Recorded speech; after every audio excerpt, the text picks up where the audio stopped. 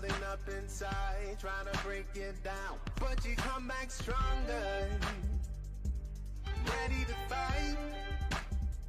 Can't wait any longer. It's our time.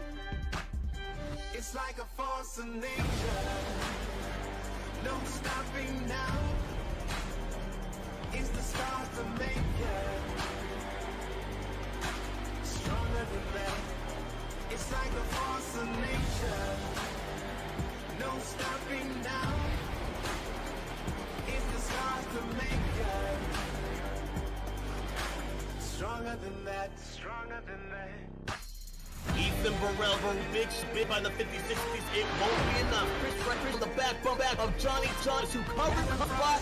Johnny, it's going to Victor Lane at the opponent scores the win. The home place we're competing by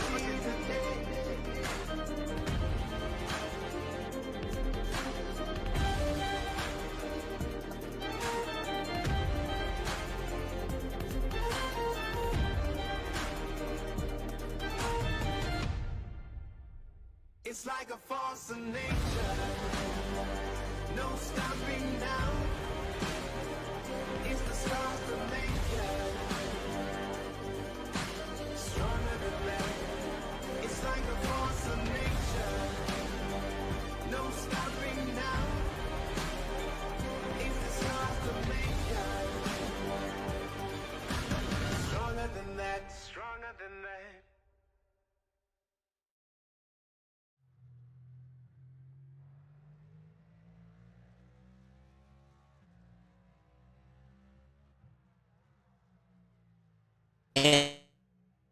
And welcome everybody to the Join APS Cup Series on the Elite Racing Network, Pit Pass Network. Welcome to the Roval Challenge, guys. We have an excellent race planned for you guys today. Now, so far throughout the season, we have 5 races left after this, and it's just going to be an absolutely incredible race today here at the Charlotte Roval, here in the league today. My name is Tristan Greider, joined with Dave Huckleberry. We have a wonderful race here at Charlotte Motor Speedway on the road course. Track length, guys, that's 2.24 miles. The weather right now, it's 78 degrees. There is a possibility of rain, partly cloudy, 2-mile-an-hour winds. But overall, it looks like it's just going to be a nice, beautiful day on the Charlotte Motor Speedway. Now, my name is Tristan Greider. I am the host of the Indie Boys Racing Podcast, and I'm just thankful that I get to be here to commentate this race today as we are wrapping up qualifying right now. RC Anderson is currently leading with Tat Lytle, bringing in second with Chad Frankenfield in third place as we're going through qualifying. Not much left of qualifying, but so far, what I have been watching, these drivers are absolutely pros at the Charlotte Roval. And now, the Roval in the Cup Series, if you've ever watched a Cup Series race at the Roval, the chaos is always in turn 1. They call it the heartburn turn. And I'm expecting to see nothing less. Hopefully, these drivers can get it under control and get the pacing right around the Charlotte Roval, known as the most chaotic road course in the NASCAR Cup Series. But hopefully, these drivers in the JoinAPS.com series can get it done here today.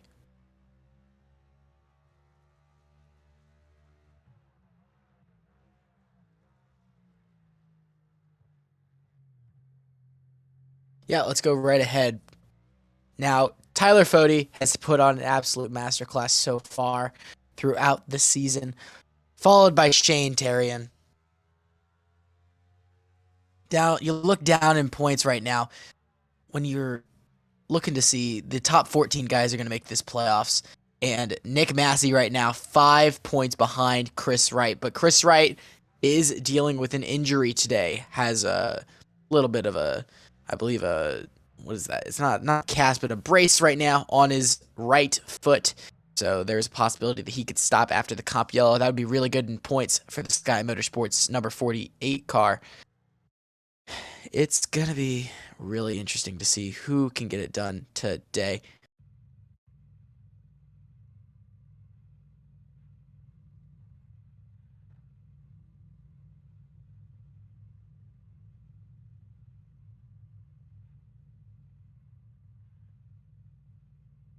All right.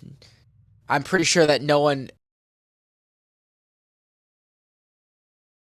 We got RC on the pole today, followed by Tate Lytle. Then third place, Chad Frankenfield, followed by David Hooker. Daniel Martinez and Tyler Fody, the points leader. They make up row 3, followed by Jared Rexing and Zach Rogers. Kwame Scott, the rookie, and Ryan Gavel.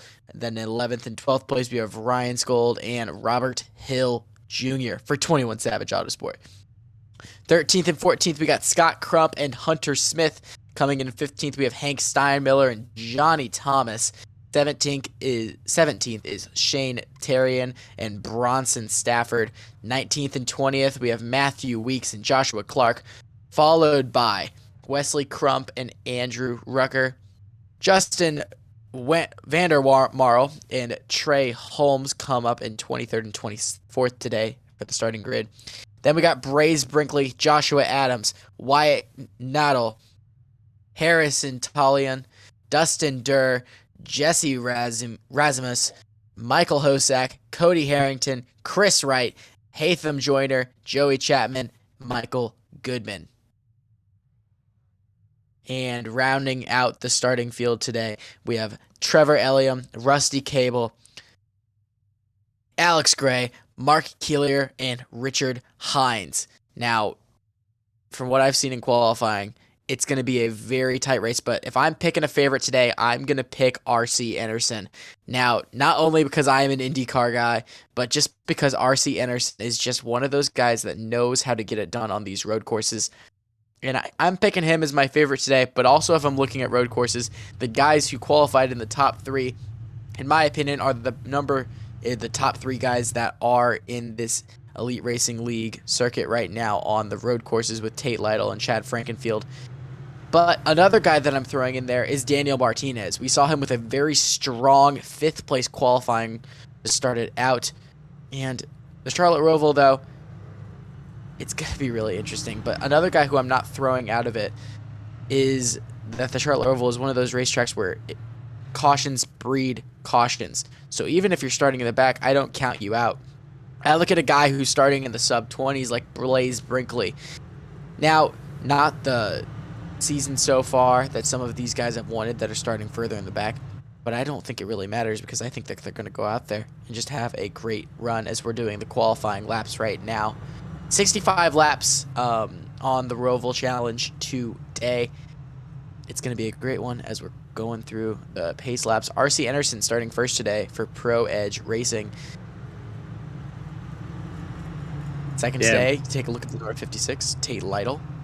We're not really sure if there's going to be a restart zone either, so it'd be interesting to see where they go on the start. Chad Frankenfield for Little Eagle Racing in the number 15, followed by the number 19 of David Tooker for Pro Edge Racing. Then the 15th in that beautiful Gatorade scheme is the number 33 of Daniel Martinez of Fuel Up Racing. Then the points leader for Lake Norman Motorsports, Tyler Fody. Look at that number 10 machine of Jared Rexing. Could he bring the W home today? Getting ready to go green here. They're talking about what they're going to use as the start zone. I think they're going to use the beginning of the chicane as the start zone.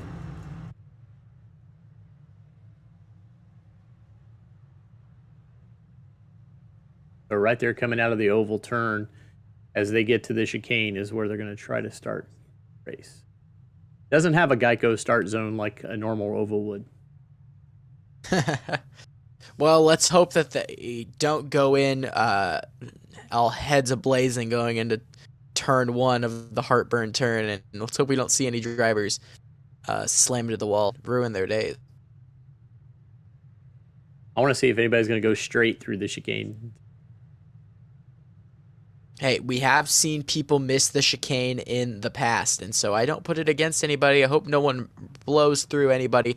But as you can see, I'm in the top right-hand corner of their screen. They are coming out of the final of what turn 4 normally would be in the Cup Series at a normal oval configuration. The flagman has raised the green flag. The pace car is down pit road. Here they go. They enter the chicane.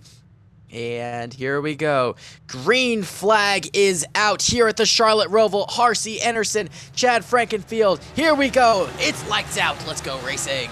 They enter the heartburn turn as they go down. Looks like everyone makes it through clean. RC Anderson makes it into turn 1 as he heads into turn 2, followed closely by Chad Frankenfield. Third place is Tate Lytle. A little bit of a rough start for Tate at the start of there, but right on his tail is David Tooker. Daniel Martinez rounding at the top 5 spot. RC Anderson gets off to a wonderful start and is clearly the favorite for this race. He just has to keep it clean. Lap 1 so far looks to be pretty clean for all drivers. Woo, a little bit of a squirrel there for Chad Frankenfield as he goes out of turn number 7. Here we go into the long straightaway. Now this is where speeds really pick up here at the Charlotte Roval. We're about to go through the first set of chicanes here. As I'm looking through the back of the pack so far, it looks like we have some pretty big gains over in the back by Latham Joyner and Trevor Iliam. Both of them have gained multiple spots. Trevor Iliam back there. He has already gained 8 spots so far in that number 29 machine and the 29th position. Could Trevor be a guy to go up there and get a lot of spots?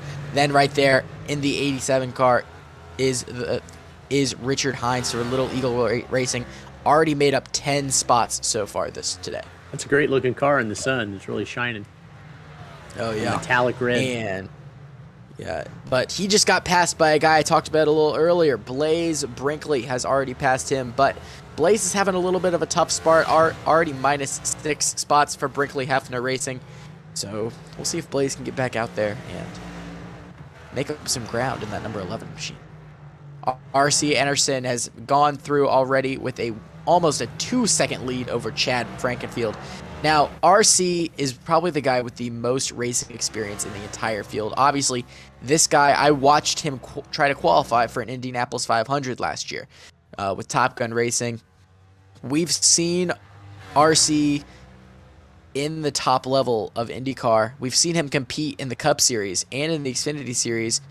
What are we thinking so far? Do we think that this is going to be an RCW as we ride along with him going into that long straightaway for Pro Edge Racing? RC just knows how to get it done at the Charlotte Roval, and if he has a mostly clean race, I don't think anyone's going to touch him. I think he's going to blow away with it, put tenths on everybody in practice as he goes through the chicane. Whoa, nice and clean.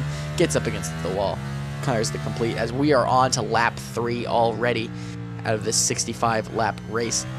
Nope, looks like we got a little trouble back in the pack. We'll see what's going on here with Joey Chapman. 60 car.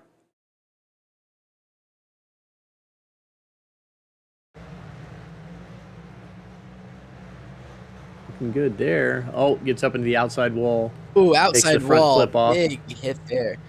Big hit there for Joey Chapman.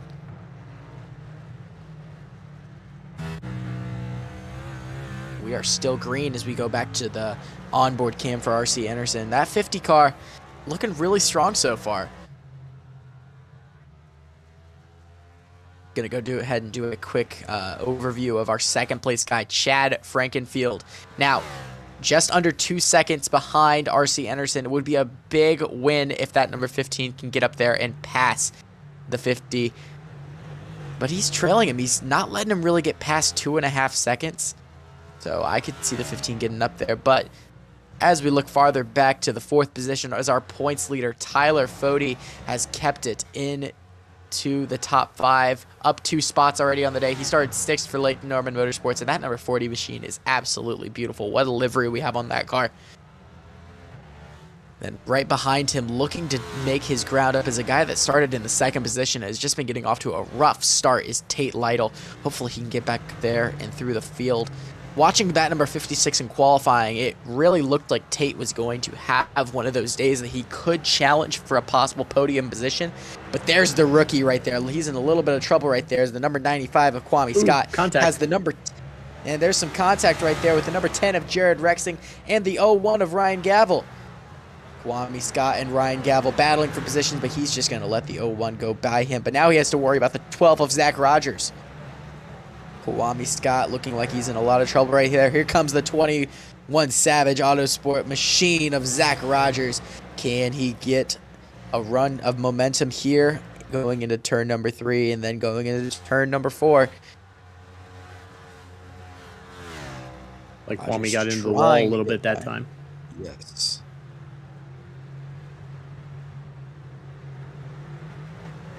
You know, I'm liking the way that these two rookies are battling right now as we see Ryan Gavel trying to battle with Jared Rexing for the number 6 position. That 10 of Jared Rexing, he's getting a little squirrely going to the corners. We'll see if Gavel can beat him in the chicane here. Gavel's going to let off throughout the chicane. I think we could see him try to set him up possibly in turn 1, maybe in turn 3. Here he goes. He's going to cut to the left, trying to get past that next quick machine. He's going to put some contact, puts the bumper to him, just can't quite get past them to the 6th position. More issues. Robert Hill. See what happens to him in the 2 car. Oh, he's just going to loop it out, coming out of the chicane. Yeah. No damage, though. There. Looks like he can get back going. That's a tough break for Hill. He's going to lose just a couple positions there. Hopefully didn't screw his tires up too bad, but he's back in the P16 position as we're riding on board now with Cody Harrington, the 66. Might be reacting to what he sees in front of him here. Yes. Ooh. Yep. Kind of the same thing that Robert did. More action. Harrison Talon. See what's up with him. He's off in the grass here. See how he got in the grass. He's got some damage to that left front. Oh, yeah, for sure. Oh, big contact there. Oh, he hit a car that Trevor Elam was stopped on the track. Let's go back and see what happened with Trevor Elam.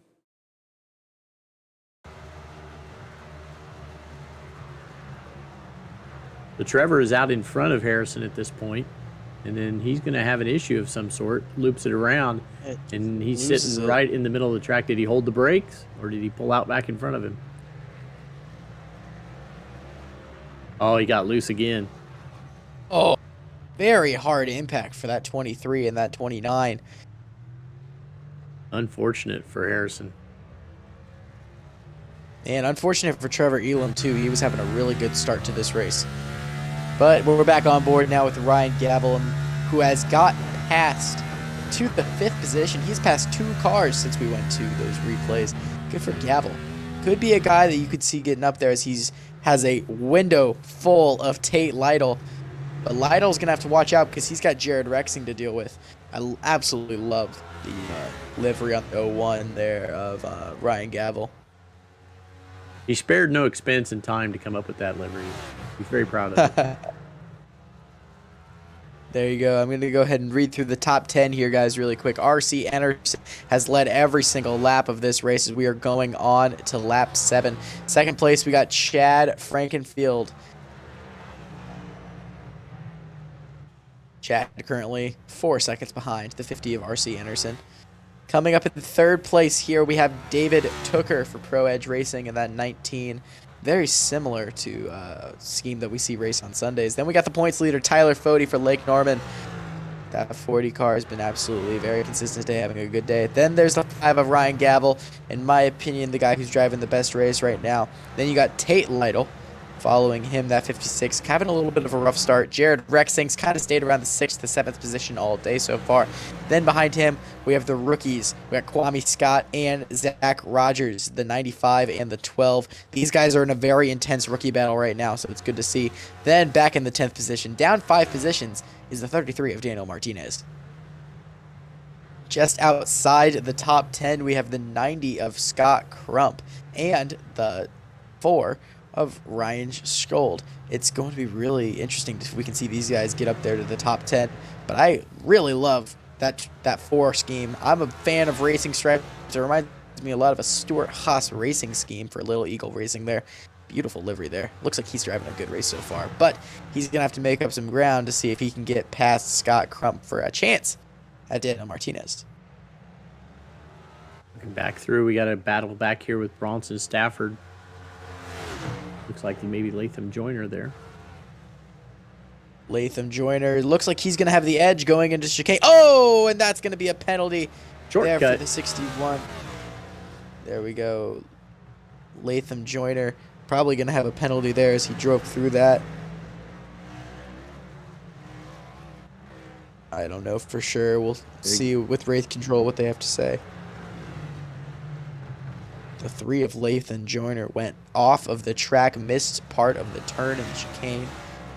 We will see about that one. But right behind them in the 25th position is the 1 of Joshua Adams. Having a pretty decent day so far. Has stayed pretty consistent for 21 Savage Autosport. That number 1 scheme. Dustin Dewar contacted the wall there coming out of that last corner. Contact Oh, yeah, there he again. is. Man, goodness. Dustin Durr can't keep the 32 off the wall. But he's up 3 positions so far on the day. Not a great qualifying run. Not something we're used to seeing for Dustin Durr from Do Good Motorsports. But he's under a lot of pressure right now from Blaze Brinkley.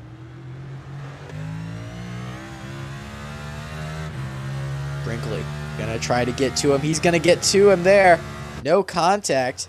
But Blaze is gonna have the angle. Can he clear him?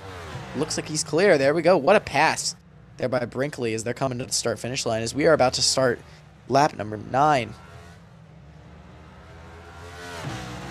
We're going to have a fun flag caution at the end of 15 here, so that'll bunch the field back up.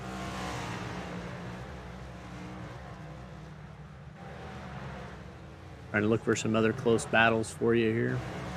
Not far off. Got Zach Rogers still in his bumper. Yeah, these 2 rookies are battling for everything that they have right now in that 8th and 9th position. If I had to pick one that's really running the better race, I would say Kwame Scott just because of what he was able to do in qualifying. But Zach Rogers started right behind him. And this number 12, man, having a pretty good showing so far. And I could see him getting a possible top 10 here if he can stay consistent. But right now, he's under a lot of pressure right now, it looks like, from that 33 of Daniel Martinez. But we got a little bit of a battle here. Can the 95 get past the 56? Tate Lytle is really under a lot of pressure right now from Kwame Scott. Kwame's going to dive it down into the corner. They're going to be side by side going into turn 1. Whoa! Squirrels up the track there as Kwame Scott. Looks like the 56 may have gotten into the wall as they head her into turn 2. Ooh. That was almost very catastrophic for the 95 of Kwame Scott. Glad he could hold on to that one. But the 56 is under a lot of pressure right now from that 95. Let's go on board with the 95 of Kwame Scott.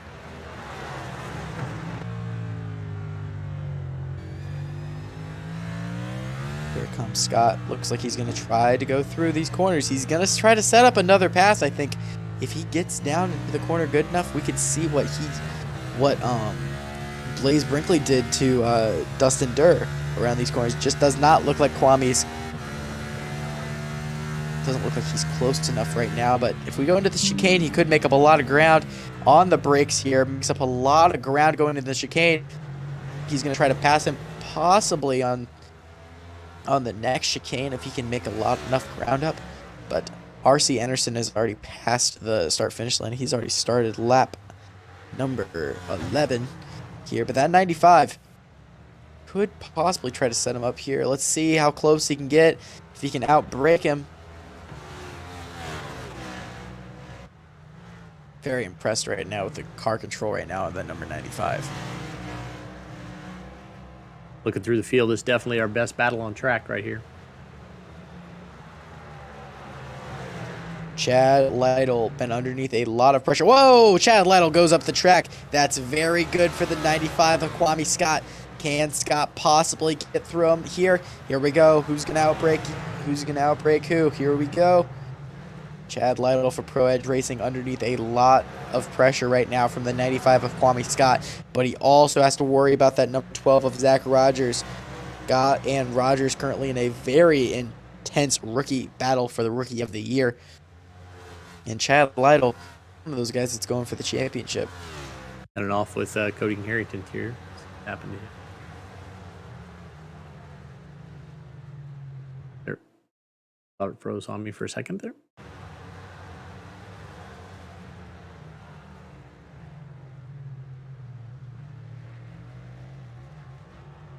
think a lot of cars are having trouble putting the power back down coming through that chicane.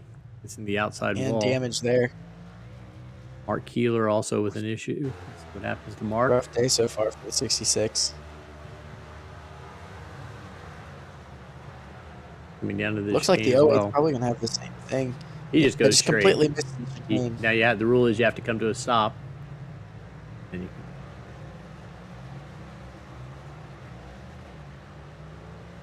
Mark Keeler currently running in the 34th position. He is 1 lap down. But R.C. Anderson is putting on an absolute masterclass right now in the front of the field. But we do have some pit stops going on right now. And looks like in the second position is Ryan Gavel, who is 17 seconds behind. Chad Frankenfield and David Tooker have already made their green flag stops. Both of them are running currently in the 18th and 19th position. But R.C. Anderson has not made his pit stop yet. It looks like there he goes. R.C. Anderson going down pit lane. He will surrender the lead to Ryan Gavel. he dove in 1 lap before the pits would be closed for the fun flag. So leading to the fun flag, it looks like Ryan Gavel will be the one to lead them to the green for the fun flag if he does not pit under the caution. We'll see R.C. Anderson. Let's see if he can have a nice solid pit stop here.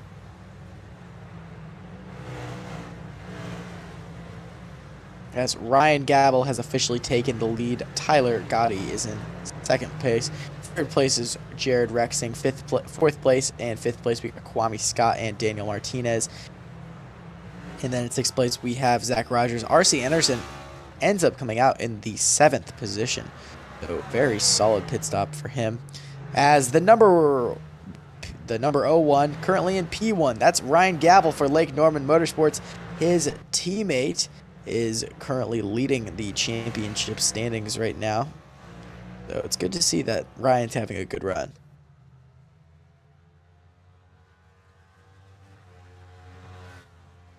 There's his teammate Tyler Fody for Lake Norman Motorsports. They're currently 1-2 right now, having a great day so far as the pits are closed now, so no more pit stops for anybody.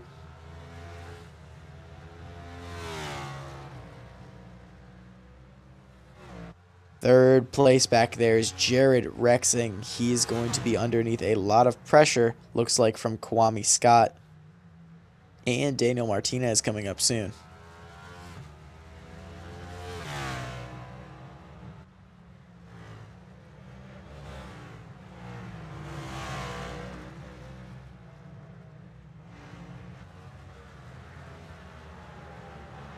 Talking about the championship so far with Tyler Fody, if you want to pop up the championship standings right now, you can, to see how Tyler Fody is doing right now in this championship. He's been absolutely crushing it right now.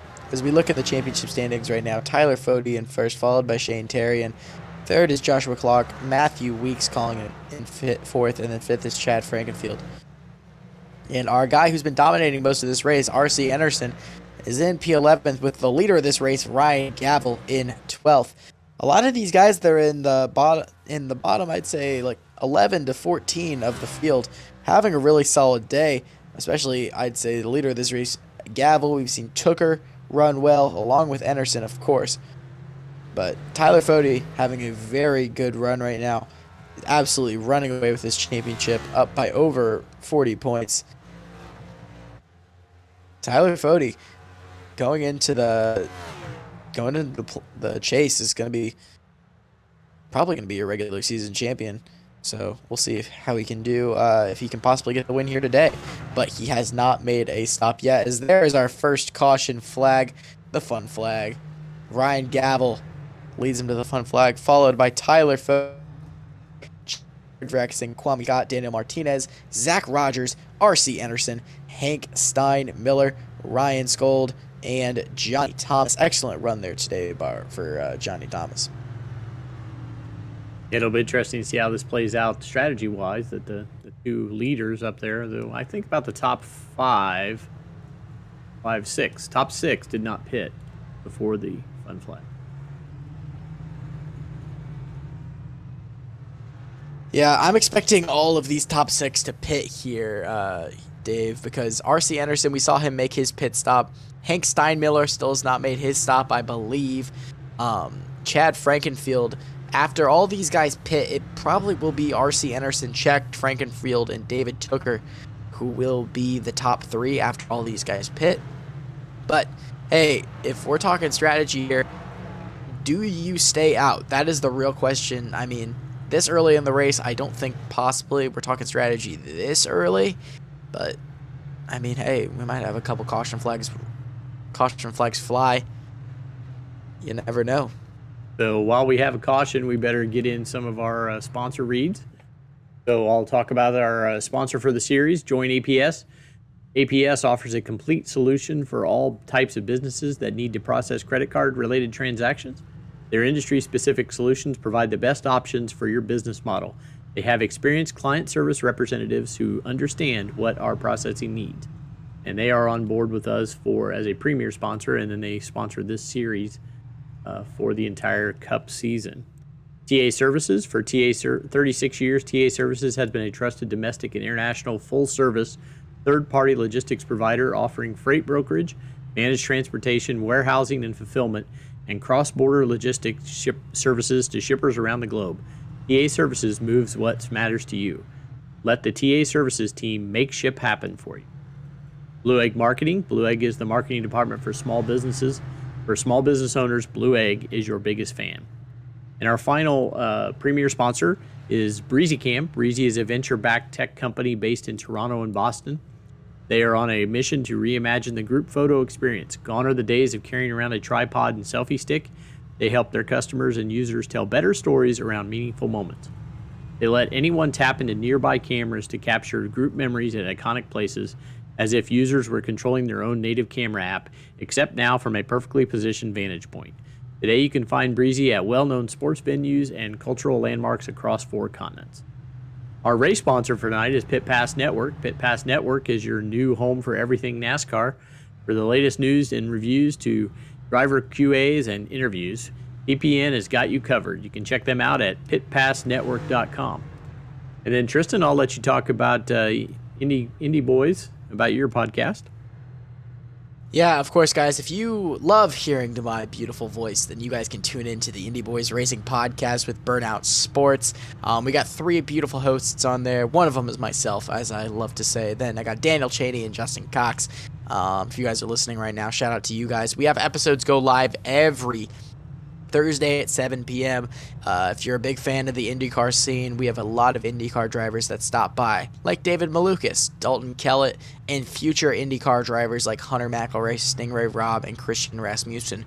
We have a little bit of something for everybody each Indy Boys episode. You guys can find us on our YouTube channel, Indy Boys Racing Podcast, or follow us on any of our social medias at Indy Boys Podcast, which is Instagram, TikTok, and Twitter. We're most active on Twitter, though, so go check us out there. And if you guys want to tune into any of Burnout Sports stuff, go ahead and go to burnoutsports.com if you have any articles that you guys want to check out, written by myself or by my good friend, Tony Donahue, my media dad. We're joined in the booth now by Gerald Campbell, my truck race partner. Gerald, can you hear us? Yeah, I do. I tuned in just in time just to be able to hear your voice go over all the sponsors, and it's always a joy to hear that from you, Dave. Always do a fantastic job with sponsor readouts. Definitely make it sound a lot more official when you do them, David. Well, I've been watching a little bit of the race here, and I gotta say, I love Charlotte Roval. This is a fantastic road course. It's so technical. The draft on the super speedway parts just adds another level to it, just with how intense the battling can really ensue. It really makes it to where you can set up passes going into these high break zones, and just one of my favorite road course races. So this is just, I mean, this is the perfect thing for any kind of television. I mean, I guess that's why they've been doing it and stick with it in NASCAR the last few years, just because it's produced such good racing. We're going to step away for a quick second. We'll be right back when we get ready to go green.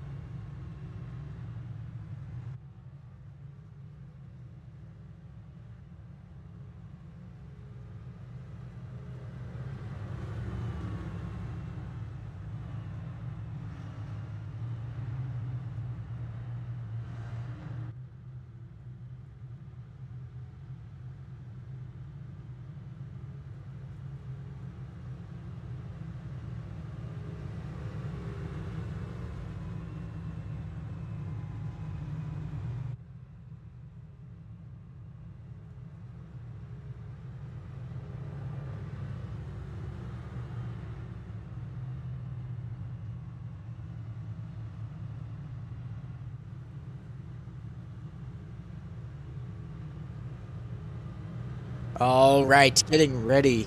All right, guys, we're getting ready to go back green, and Ryan Gavel, Tyler Foddy, and Jared Rexing have stayed on track along with Daniel Martinez and Zach Rogers. RC Anderson is currently in the P6 position.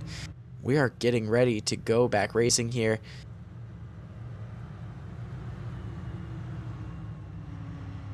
So we're going around the corner here. So far, the guy who's looked the best on track has been the 50 of RC Anderson, but I'm joined here with Gerald Campbell. Gerald, watching the race so far, who has been your main race pick? There's a few guys you're going to have to keep an eye on.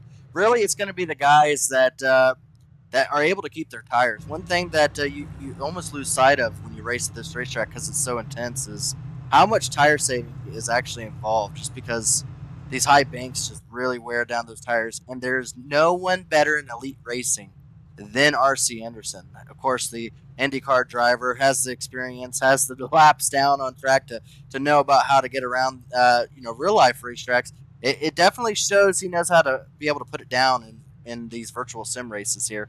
And RC Anderson is definitely, like you stated, the one to really have to watch. He's going to be relegated back into 6th position on the outside lane. He's going to have to take it easy here, just to be able to get around him, make sure he doesn't get involved in anything. As we've seen, turn 1 can be a calamity on these on this road course here, going into what used to be known as the Heartbreak Turn. So we're going to see if RC Anderson can be able to do anything. It's going to be exciting. Yeah, and as I'm looking through the field, guys, another guy that I am looking at that has had a pretty strong run today is the 95, the rookie of Kwame Scott. And so we'll see if he can get back up there and up in the top 10 start fighting. But the flagman has waved the green flag, and we are back racing at the Charlotte Roval. Ryan Gavel and Tyler Foddy are going to lead them to the flag with Jared Rexing, Daniel contact. Martinez, and RC Anderson. Contact as we go across the flag. Yeah, a little contact right across the front stretch there. Oh, we have actually a spin with some of those drivers up at the front. About 5, 6, the whole track is blocked. Going into turn 1, coming out of turn 1 actually, they're going to throw a yellow here because the track is absolutely blocked with cars turned around. Calamity. Lots of damage here. Chris Wright, one of those guys who is on the playoff bubble. Scott Crump, Michael Hosack, Wyatt Noddle, Cody Harrington, who's continuing to have a rough day, Latham Joyner, and others. Let's see what happened here. Yeah, it's going to take some figuring out to see where this starts. It looked like right around where the 95 car. He Yep, got 95 gets into. Is that Crump in the 90? Yeah, that is Crump in the 90 there. Both of them go around coming out of the turn, and that is where it starts. Kwame Scott having a very good day so far. Just outran those tires. There's the 24 of Michael Hosack, and this feet. That's absolutely blocked. Wow, big hit there for the 24. Goodman and got into Hosack with a ton. Alex Now, Gray gets normally- backed into. Yeah. Again, it's hard to find a place to actually get out of there. Luckily for most of these guys here, it is a road course, but if there was a road course I wouldn't want to have engine damage, it's going to probably be this road course just because of the long straightaways and the bank turns where you're full throttle. So if any of them got engine damage, this is definitely going to hurt their chances of a good run. So close to the end of the season, and at least the end of the regular season. Not what some of these guys needed, especially. And one of those was the rookie driver, Kwame Scott. He is a rookie driver for Elite, but he is not a rookie driver on sim racing. A very good driver, and unfortunately here, looks like he just kind of goes in a little bit too hard. 90 car just comes down and doesn't see him, and they just go around from there. So we'll see. Both of those drivers going to have a lot of cars to have to pass to try to get back up to the front. Luckily, there's still a lot of track laps left in this race, and they still have a chance to be able to make up some of that track position back. Gerald We saw said, the 95 earlier. Oh, go ahead. sorry, Gerald said Kwame didn't look like he didn't see him. I'm hearing in the driver chat that may be the issue. He said that Crump had blinked out, which is a common problem Scott has, and he really didn't see where he was going into the corner, and that may have caused some of the contact.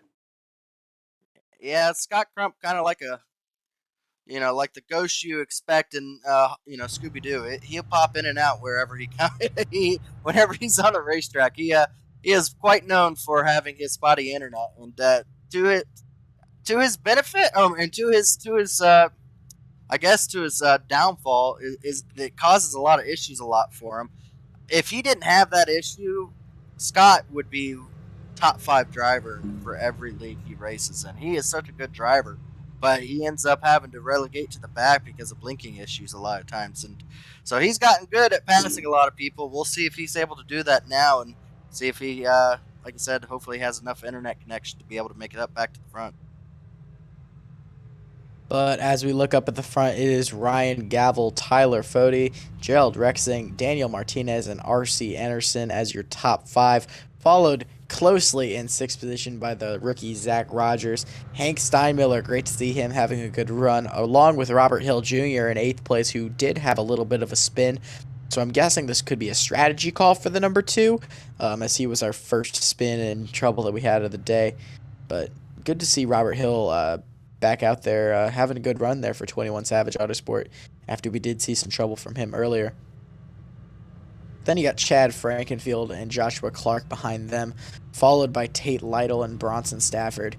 All of these guys could be there at the end of the race, especially that number 56 of Tate Lytle. We saw him in a little bit of a battle earlier with a guy that we just saw get in trouble with that 95 of Kwame Scott, but Tate Lytle qualified extremely well. 2nd position for him earlier to start off this race, but we'll see if he can get out of trouble. 13th, Matthew Weeks, one of those guys that is really up there in points. That number 11 could really use another great run to make up some points there, especially with that number 4 of Ryan Skold right behind him.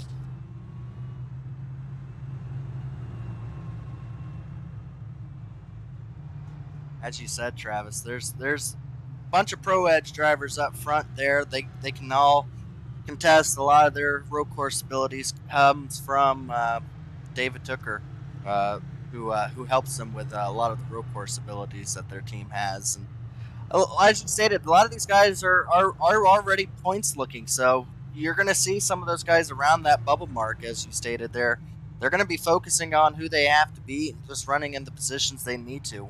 Some of these guys are really good at road courses, and some of these guys just look to try to see if they can come away with a good run and be able to go to the next racetrack where they may feel a little bit more comfortable, maybe an oval or something of the similar that they feel maybe they can be able to improve upon. But yeah, as you stated, some of those guys are going to be looking to try to build upon their running order right now, and some of them are just looking to finish off a solid run. So it's going to be interesting, as you said, Kristen. It's still early on, and there's a lot of comer or goers still. Yeah, it's going to be a really interesting rest of the race. As we see here, there's a tally to the 03 car. Contact under the caution. So 03, that's a little bit of trouble for him. Well, David knows I've done that so far this season. I've made a few contacts under the caution. I think it was for the backing into. He backed into Alex Gray. Remember we saw that? So I think it comes right here. Yeah, you see Latham Jr. is in the pile, and then he backs into the Alex Gray and got the tally for that. You never expect to be hit by somebody going backwards. Well, you can't even say that your mirror's not pointing in the right direction. These things have cameras, so yeah. About the only thing they don't have that a real car has is backup sensors. Maybe he would have stopped in time if he had the beep beeps on it. Well, there's been no shortage of action so far here today in the JoinAPSCup.com series. Ryan Gavel still leading them to the line right now as the pace car still has the lights on. We have not seen Gavel make a pit stop yet. Neither has the 40 of Fode, neither has the 10 of Rexing. The first guy that has relatively freshest tires on the track is that 50 of R.C. Anderson, who I'm expecting will take the lead very, very shortly. He's going to get up there. He's going to pass these guys. He was my pick to win this race, but don't count out the guy that's in front of him, that 33 of Daniel Martinez, another guy that I was watching very closely in qualifying. that can get up there and get this win. But lights are off on the pace car, so it looks like we will see them going green next time by. Long Now, caution we laps saw here. trouble. Yeah. On the caution laps here. So, as we're going green next time by, do you think we'll see more calamity going into turn 1, Gerald? I think we're going to see calamity all through the race. It's something that everyone's going to have to keep an eye on. Again, I can't emphasize the amount of how much these tires will start to go off these vehicles. We've already seen them slipping and sliding, coming out of, even before the start-finish line, just trying to come out. Where the start-finish line is for these restarts is before they actually get through a turn. So they're trying to book it through the turn and already slipping and sliding and causing a lot of contact. I think we're going to have contact all the way from here until the end, and I'm all for it. I'm a contact kind of guy, and I think that's what makes road course racing with stock cars so entertaining for so many people. It's just because it's almost like the new short tracks. You know, short tracks nowadays haven't really been producing for the Cup car, but the road courses have been where it's at with these guys because they're able to be able to put the power down more than they ever have with a stock car vehicle at these road courses, and it's pushing these guys to where they're actually making contact. So I can't wait to see who's going to be able to keep the helmet on and keep the cool temperature down for them and not overdrive their car and smoke the tires off of it. So I'm all for it. I can't wait to see how this plays out. Yeah, talking a couple weeks ago, I talked to the driver, the number 23 for 2311 Racing, Bubba Wallace, and back when he just came off of a really good run at the Indy Road Course, and he told me, he was like, these tracks are very similar to super speedways now because it's a wild card. Anyone can go out there and win it, and as we're seeing right now in this top 10, could it be Gavel? Could it be Fody, who has had an incredible season? Could it be Martinez, Rexing? Could R.C. Anderson just get this job done? Or could we see a guy farther in the top 10, like a Joshua Clark, maybe a Robert Hill Miller get this win? We'll never know. As we are going into the chicane here, green flag is waving. There goes Gavel and Fody and Martinez. As we dive down into the first turn, looks like Gavel's going to get in there clean. Followed closely. Rexing around. Oh, there's a big crash. Another big crash. wreck, another pile up. Jared Rexing. It looks like Tate Lytle is stuck up against the wall there. I don't know if they're going to throw a caution. They will. They will throw a caution for that. And boy, this is very reminiscent, David. And this looks just like the road course race that we had a few weeks ago. Turn 1, with them all being bunched up, is just causing these drivers to go a little bit harder than they should, and contact is being made. Tough break for the 10. We saw him having an absolutely wonderful run. Looks like he just loses it going out of the corner, blocking the track. Big hit for the 12 and the 2 and the 56. Absolute chaos, but looks like really only a 3-car incident. But very tough break for the 10 of Jared Rexing, the 56 of Tad Lytle. Let's go ahead and ride on board with him. Yeah, Tate there, just nowhere to go. But luckily, it doesn't look like Tate made any contact that was too hard. So, but you'll get a good idea of what he saw.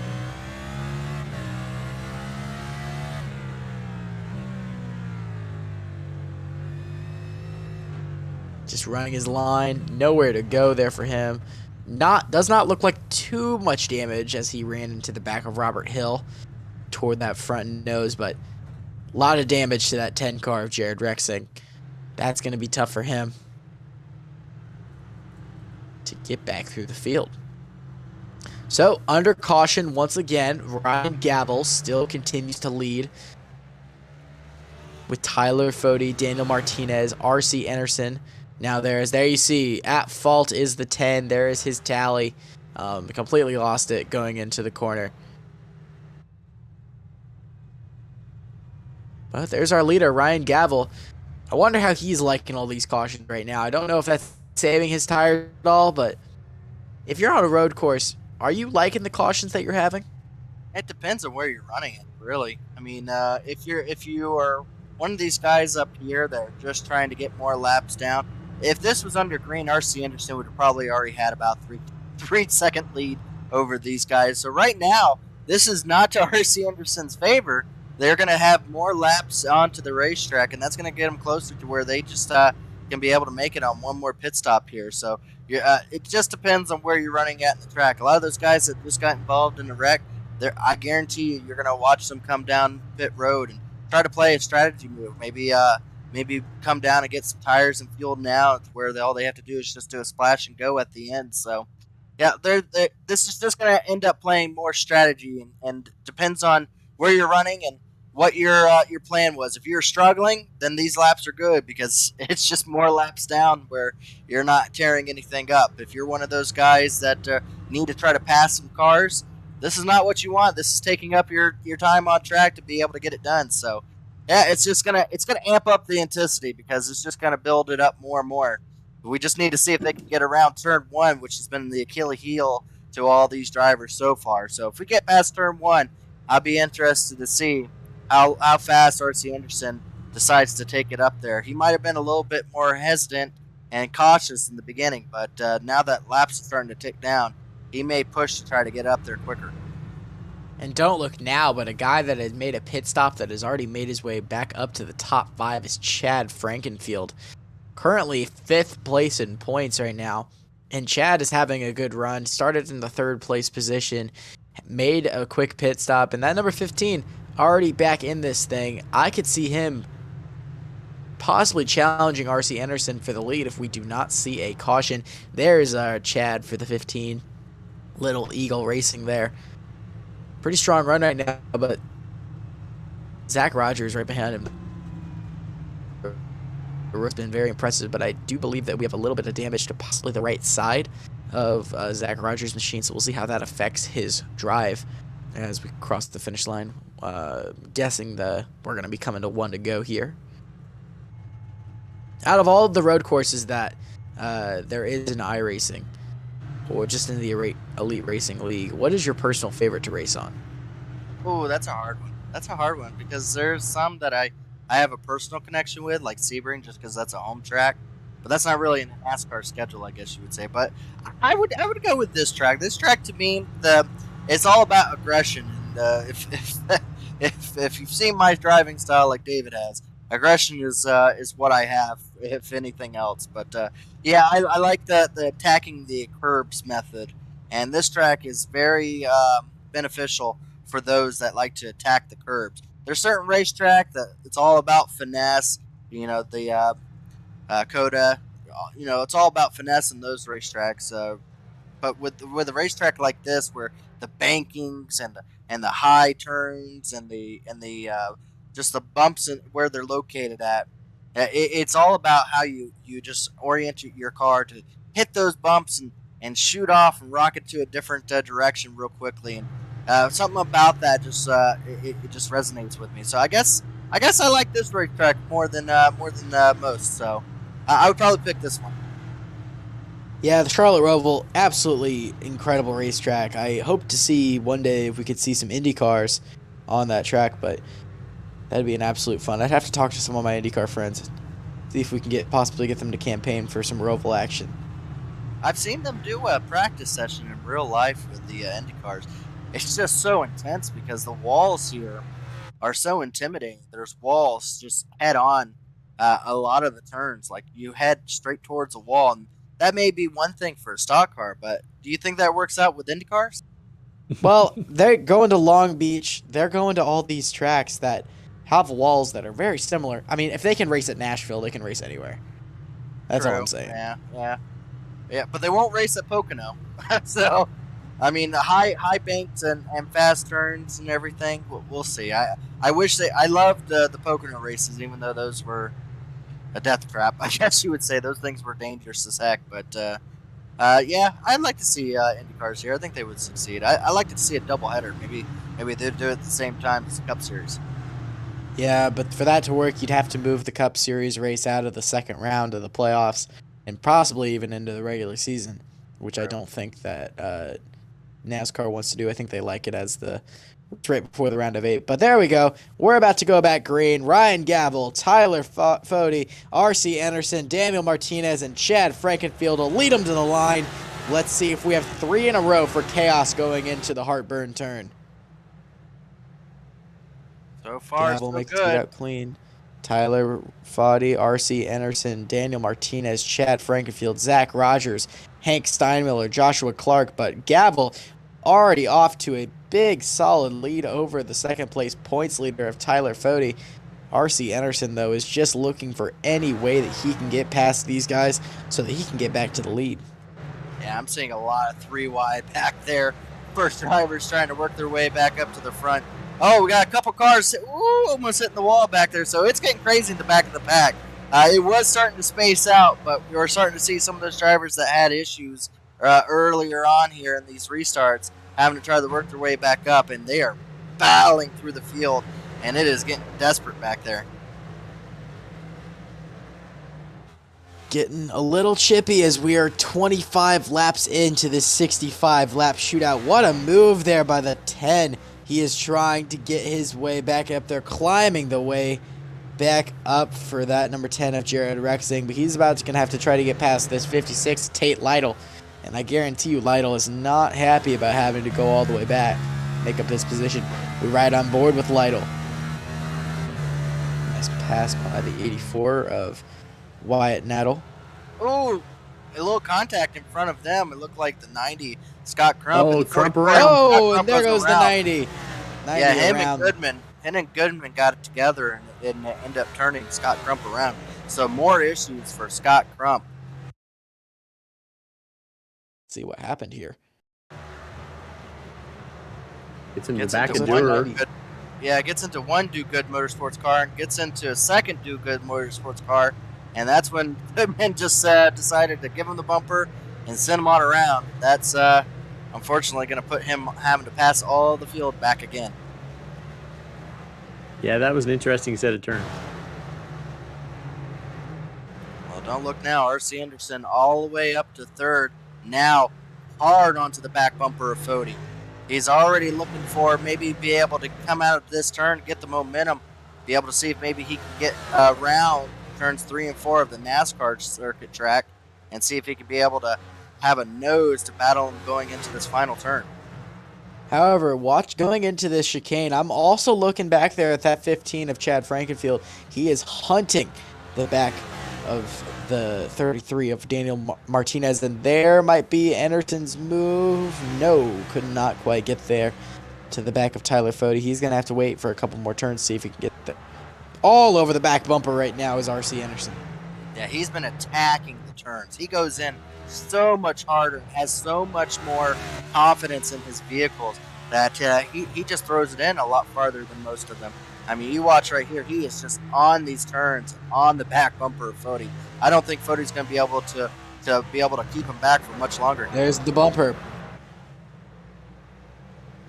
But also, you look at this field, R.C. Anderson is the only guy that is in this race today that actually has Cup experience in the NASCAR Cup Series. Made a start with Watkins Glen for Rick Ware Racing back in the 2021 season. Not to mention, he almost qualified for an Indy 500. I had to make sure Jeff Green wasn't in the field just to make sure. And I don't see Jeff Green in the field. Yeah, Jeff Green usually runs with us. I was about to come back, retort that and say no, there's another. But no, Jeff Green's not here for this race. R.C. Anderson, he's just a talent. He's just a talent. He does this in dirt. He's done this in ovals. It doesn't matter what kind of track. He's willing to tackle it all, and he proves to be the top runner no matter where we go. Looks like, Andrew Rucker goes straight into the wall. Wow, Andrew Rucker is gonna tow it back home. Not known for his road course ability, and his truck and car feels it. RC's got Anderson going to the inside, and he is going to clear the points leader, Tyler Fode. Great move there by R.C. Anderson. And now, all that battling with the 40 of Fode, he's got to make up 3 seconds on the leader, Ryan Gavel. But lap by lap here, Anderson just lost second after second after that continuous battle with Fody. But in a couple laps, looks like Fody is going to lose another position to a guy with fresher tires, Chad Frankenfield.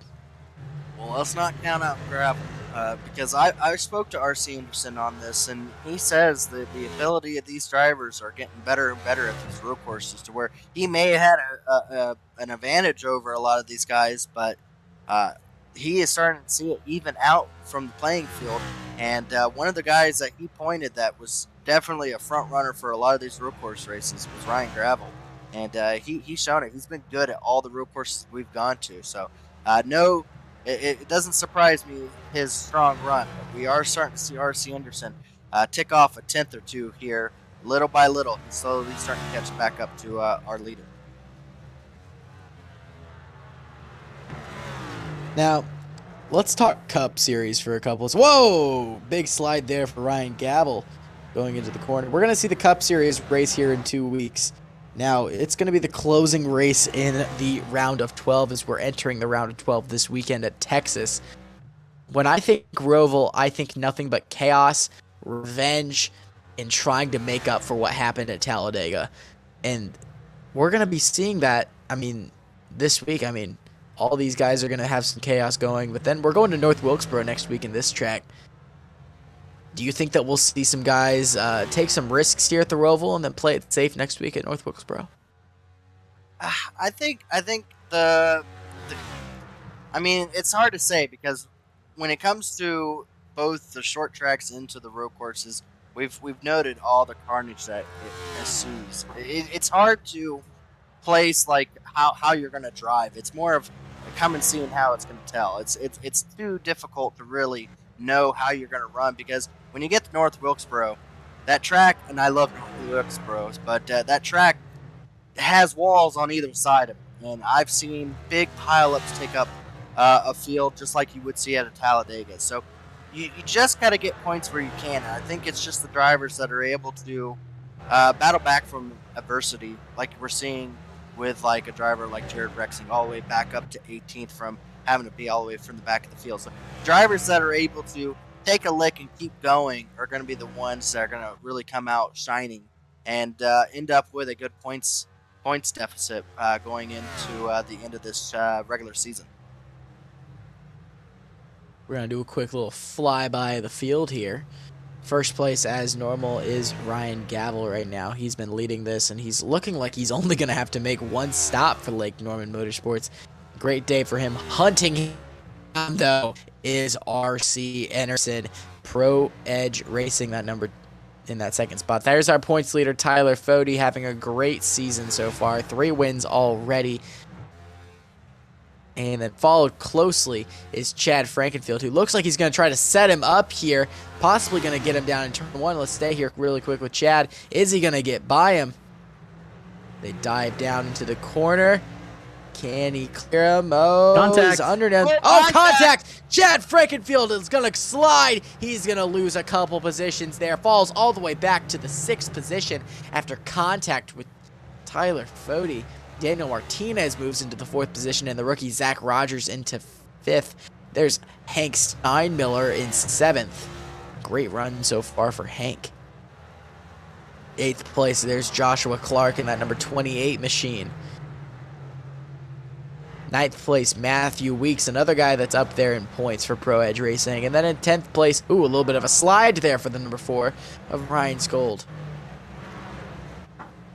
There's the 11th place machine, Bronson Stafford, and that's 61 for Sky Motorsports, followed by Shane Turian. This guy is 2nd in points, and he's having a good, nice, solid day so far. There's Hunter Smith. And then a little bit of a battle here for Robert Hill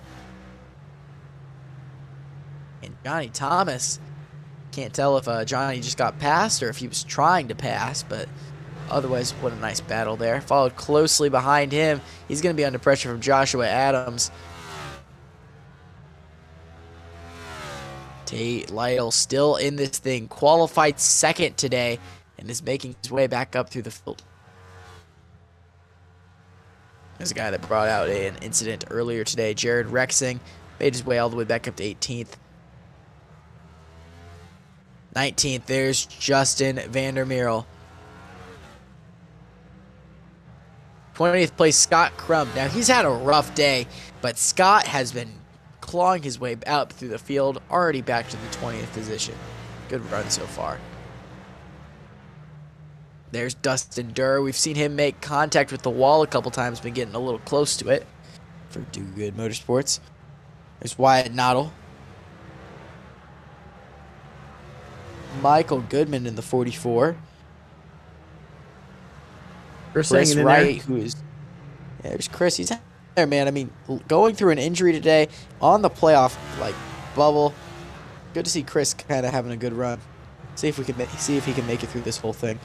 There's Richard Hines, 25th position in that 85. Beautiful scheme there. Cody Harrington, who's still chucking along. This guy has had a rough race today. Gone around a couple times, been involved with some incidents, but Cody Harrington still running a P26. Cody was our last car on the lead lap. Oh, Yeah, one thing that Alex Gray into the wall. That's what I've been noticing. There's a lot of cars that have slowly starting to find their way out of the races. We got a good battle. Oh, Chad Frankenfield made a little contact with Daniel Martinez here for fourth position. Chad tried to dive bomb the turn a little bit, and Daniel Martinez was not willing to give it up at that position. Fody's kind of been stacking up this field just a little bit to where these drivers are all on top of each other for third on back. But like I was saying, I'm seeing a lot of drivers slowly start to whittle themselves out of the race with the high speeds and the wall. One good contact will cause your car to be out of the race, as we saw with Andrew Rucker. Since he's been out of the race, there's about 4 or 5 others that have also hit the wall and knocked themselves out of the race. Not enough to cause a caution, because that would require it to block the field. But we've seen a lot of attrition starting to show up here, as we only have 26 on the lead lap. And there was Shane Terry, and he had a little bit of a squirrel there going through the first chicane. Here's Alex Gray. Let's see what happened to him. Saw him on pit road. He just kind of pulled it off and parked it. Yeah. Possible that he blew up. Here's Mark Keeler. Beautiful scheme in that 08 for Rogue Motorsports. Completely misses the chicane there. Comes to a complete stop. That's the second time we've seen him do that. I hope he doesn't think that's the way you're supposed to do it every time. I've been frustrated enough sometimes where I'll just go, screw it. It's just easier for me to stop on track. So it just depends. It's just how your race goes sometimes, where you just go, I'm just going to take the penalty and go. Well, don't look now, but R.C. Anderson is hunting down the leader of Ryan Gavel, making up almost a second every single lap. He is there, and I guarantee you we will see Gavel just let R.C. right by here. Don't know if we'll see quite much as a battle as we see as we're riding on board with R.C. Anderson, who is hunting down Ryan Gavel. Here we go down to the final chicane before the start-finish line. Look how much of the tire fall off that Gavel has as we're going into the heartburn turn here. Will we see Anderson make his move? Wow, Gavel puts the block on him there. Anderson trying to get by here. Got the inside now. Goes down inside. Is there going to be contact here? They're side by side. Anderson's going to have the preferred line. And he is going to take the lead, but Gavel still fighting back on the high line, but Anderson takes the lead. There's my pick, guys. Back out front is our pole sitter, but we do know that both of these guys are going to have to make a pit stop here. Yeah, if I had to make a guess, Ryan Gravel's going to probably come in before R.C. Anderson, see if he can make some of that time back up that he is going to be losing, because already R.C. Anderson almost to a second lead. It did not take long for him to start to put a gap on the rest of the field here, as we see Rusty Capel going into heartbreak turn. Oh, bounces over the turns and spins it around. Hits the inside wall. Luckily enough, no one was directly behind him as he does celebratory burnouts there and takes off. But, yeah, no, R.C. Anderson, I think The only thing he has left to worry about right now is just making sure that he can get through this lap traffic, which is coming probably within 5 laps. Oh, boy. Ooh. Joey Chapman almost went over after he goes over that bump there. Let's see that again. Moving car on that baby.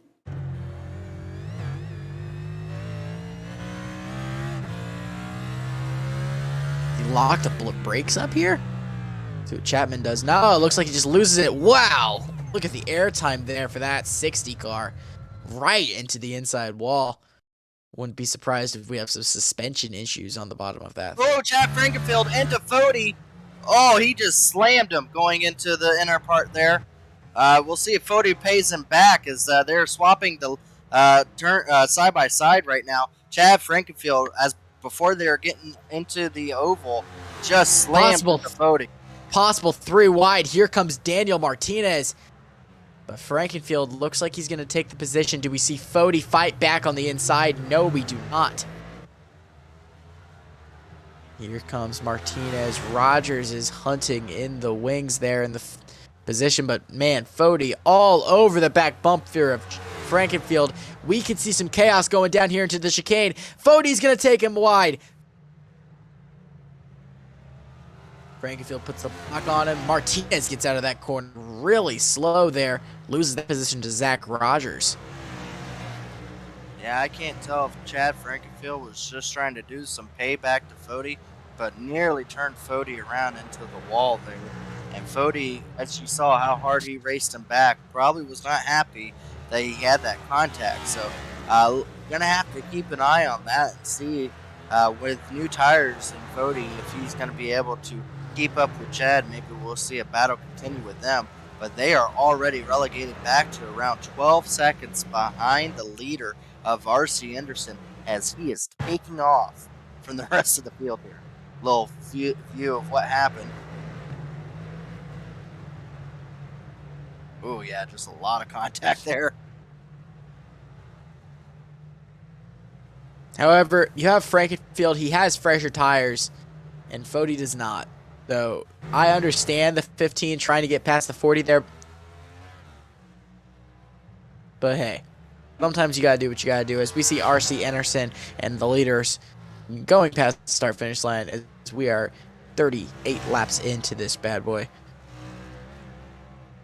RC Anderson putting on an absolute masterclass on the field. Do you think we'll ever see him back in IndyCar? I believe so. I mean, he's quite young. He's quite young, so he still has a while left of being able to try to work his way into there. I'm sure he'll have a few more chances. Like I said, he's going to have to be tenacious about it. He's got the love for it, so I don't see him giving up anytime soon. He takes any opportunity he has to get him to a racetrack, whether it be in sim racing or whether it be in real life. So when you have that kind of drive, it's just all about how hard he pushes. You see Daniel Martinez, our third place runner. That was unfortunate. I was not watching to see what happened there. I wasn't really sure. He was coming out of the pit lane. Oh no, he went down the wrong exit. Oh no, he went down the wrong exit. Oh, that's embarrassing. Where's he going? I don't know. That's not the right one, but he was going to go straight, which would have been back out onto the track, which you're not allowed to. Oh. So he almost went on the wrong one, but he saved it in time to be able to make the right one work. You know, I'll be the first to admit I've turned down the wrong way on the one-way before, so you know it happens. All right, you just aren't paying attention. You kind of lose track of where it's supposed to be the exit at, and yeah, it's a little confusing at the end of this pit road. It is a hard left coming out of pit road, so he may have gotten a little bit confused as to where. You'll see right here on board. Ryan Gabel, as I stated, was probably going to pit before RC Anderson, see if he can make it up. Hard left turn to get back on racetrack. You go through a little tunnel system, and you come right out to where there's battles going on in front of you. So Ryan Gabel has a battle. Beautiful battle right in front. We see between the 17 and the 4. Hunter Smith And Ryan's Gold probably going to have to get out of the way of this 0-1 of Ryan Gavel, who has very fresh tires. Yep, they're just going to let him go right on by. Oh, whoa, there goes the 4. Slides up the track. That's going to cause the 0-1 to get a little loose there. There goes Tate Lytle as well. All three of these guys battling really hard as the 0-1 gets off of pit road. RC Anderson still needs to make a stop, but as of right now, the 0-1 of Ryan Gavel with an incredible strategy to not pit until lap 39. He's going to make it to the end. Could we see Ryan Gavel sneak this one out and steal it from the experienced road course racer of RC Anderson? That didn't help him have to go about battling with drivers coming out on pit road. He's probably gonna actually be slower than RC Anderson this lap, just because he had to battle with them so much. So we'll have to see how it plays out when RC Anderson comes down pit road. Oh, what happened to Bronson Stafford here in the 61? Great. Oh boy, launched up. To the wall. Launched Huge it up, contact goes straight into the wall. Is that corner you're talking about to be Absolutely. really bad for IndyCar drivers? Yeah, that's a head-on. That's a head-on collision. You're going straight onto the racetrack, and it just sometimes you just misjudge it. And man, it's bad for a stock car, but I can't imagine an Indy car going straight on at a high speed like that. Oh, we see another Robert Jr. Hell Jr. right there, Oh, getting tagged. slapped around a Big little crash. bit. Big crash for Robert Hill. Good to see him get back going there. And this is what I'm stating, that you're seeing these drivers, you're seeing a lot of mistakes being made on track right now. It is because this is the longest they've been on these tires. The entire race, the tires are screaming. RC Anderson still able to go out there and run some fast times, but all these drivers on these old tires are just counting down the laps until they can come down pit road, because it is just slipping and sliding as they go around racetrack right now. It's we got more carnage on the racetrack. Oh no, Daniel Martinez. 33, Daniel Martinez. Goes through the corner way too hot. And is just going to lose it. No damage. No damage at all. We'll see if he loses any positions. It doesn't look like it. Just a little bit of a slide there. Martinez currently running in the 15th position. But right now, it is Paul RC Anderson 14 seconds ahead of his nearest competitor, which is Chad Frankenfield, followed by Matthew Weeks. As we got Joshua Clark on pit road. Also, we got the 83. Second in points right now is Shane Tarian. Love that 83 car. There's RC Anderson. He's going to have to go through a lot of lap traffic here, so we could see his laps get a little slow. He's pulling up to the 2 car of Robert Hill Jr., about to put him 1 lap down. And if I was a pit crew member for RC Anderson, I'd be telling him he needed to come down pit road. He does not need to be battling. We've seen the people that have been struggling on racetrack are the ones in front of them. The back of the pack are the ones that are struggling the worst, and the last thing you want to do is to be caught behind some of those and be involved in an accident not of your own making, as we see Joshua Clark have an issue building in the way. Joshua Clark just came down pit road. It looks like he just loses it. Those tires are cold right now, so looks like he just loses it coming off of the corner.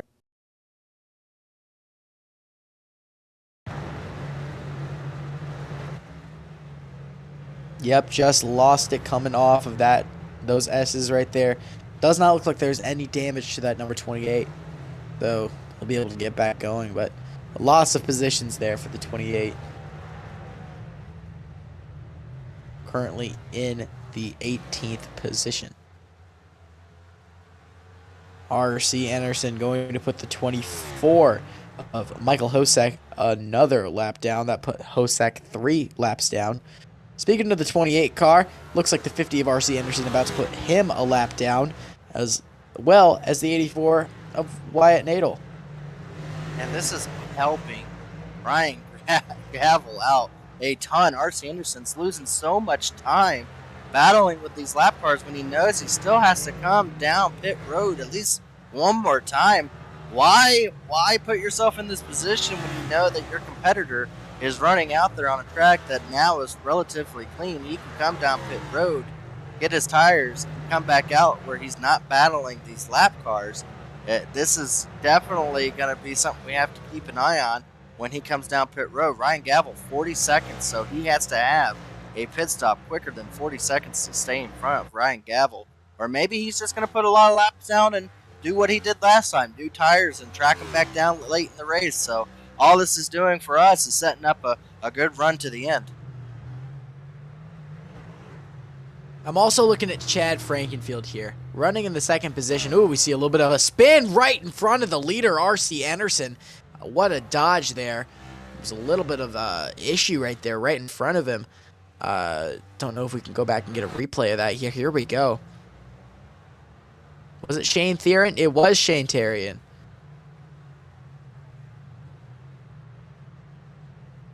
Yep, just spun it out of the corner right in front of the... Wow, just barely missed him there. Lucky break there for the 50. Sounds like I know what I'm talking about. I don't know why he is deciding to put his vehicle. I have seen... Wow, even Chad Frankenfield almost got a little bit of that. I have seen too many times leaders here at this racetrack get taken out by lap cars because you're able to catch up to them so much quicker than a normal road course, just due to experience. Don't know why he's deciding to risk his vehicle out there when he has the speed to beat them on a normal day. Look inside Chad as he was coming around to that. Yeah, that'd be a little scary.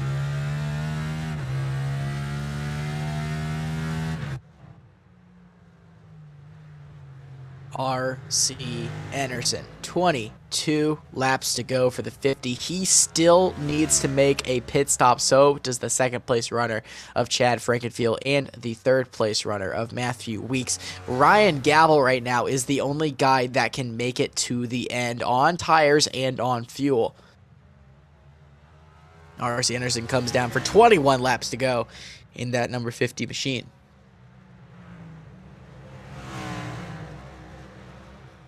He's ran a clean race today, man. Absolutely clean race. There's the 40, our points leader of Tyler Fody, with a little bit of a battle there with Johnny Thomas. Gonna get Thomas to the inside. Yeah, not much of a challenge here. Fody's got a lot fresher tires than Johnny Thomas. As Thomas lets him have the outside and lets him around. Fody just doing what he needs to. Just comes out for a road course race where he may not feel confident winning and just going to run. Oh, car. Whoa, there's a spin. Hard into the inside wall. I think that was Joey Chapman. Was that Chapman or was maybe that Hines? I think that was Hines, yeah. Something happened to Chapman. Let's see here. Maybe he contributes to the issue with Hines. Decided to make it a festivity in Yep. there. Oh, yep. Backwards. So he came in behind it. That just might have been Hines locking up. The... Yeah, he might have just locked up his brakes and saw the car going and hitting the inside wall or outside wall there, and maybe locked up his brakes. Yeah, hard. Ooh. Not the hardest hit we've seen today, but still gonna be a rough one for that 87. Backed it right in there. Well, we're down to 14 cars in the lead lap right now as R.C. Anderson still is continuing to run lap times out there with older laps, or with the oldest, I think the oldest lap tires right now so far, but still out there on racetrack is R.C. Anderson. It was tagging a separate issue with Richard Hines, so I was going to see if he had more trouble. Yep, there it is. Trouble for the 87. That was after his already spun around once, so he had 2 incidents in a row. Well, one thing I know, Tristan, is when you heat up your tires, when you spin it out one time, it's so easy to do it again. The more times you lock up the tires, the more time you get heat to those tires, the harder it is for them to grip the next time you go through another turn. You see with Hines there, he just gets into another instant, just probably from the heat from the tires causing it for him. We're cutting down, guys, with 20 laps to go. Joshua Adams was an incident. See what happens to Adams here. It's probably going to be the exact same thing we've seen with so many drivers today. Just kept coming out of that second chicane, just losing it, going back to the S's, and it looks like he backed it into the wall as well. We really should. We've. I don't think we've been watching racing. We've just been watching all the carnage Replays. and everything. Dave, you need to have that voice track or that one soundtrack. What is it? That one English, I guess, soundtrack. I don't know how to say it. Talking about the Benny Hill. Yeah. Yeah. Need to have that on play so that way we can just go back, watch all the stuff. We can just play that to it.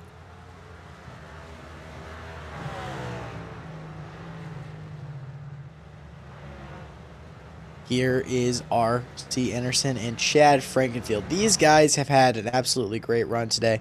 Frankenfield consistently been the second best guy on the field. And when you're running second to a guy that has so much experience like R.C. Anderson, you got to think that's a great day. And a great points day for the number 15. Well, I'm just watching these lap times. R.C. Anderson is a monster. He is a monster on these racetracks.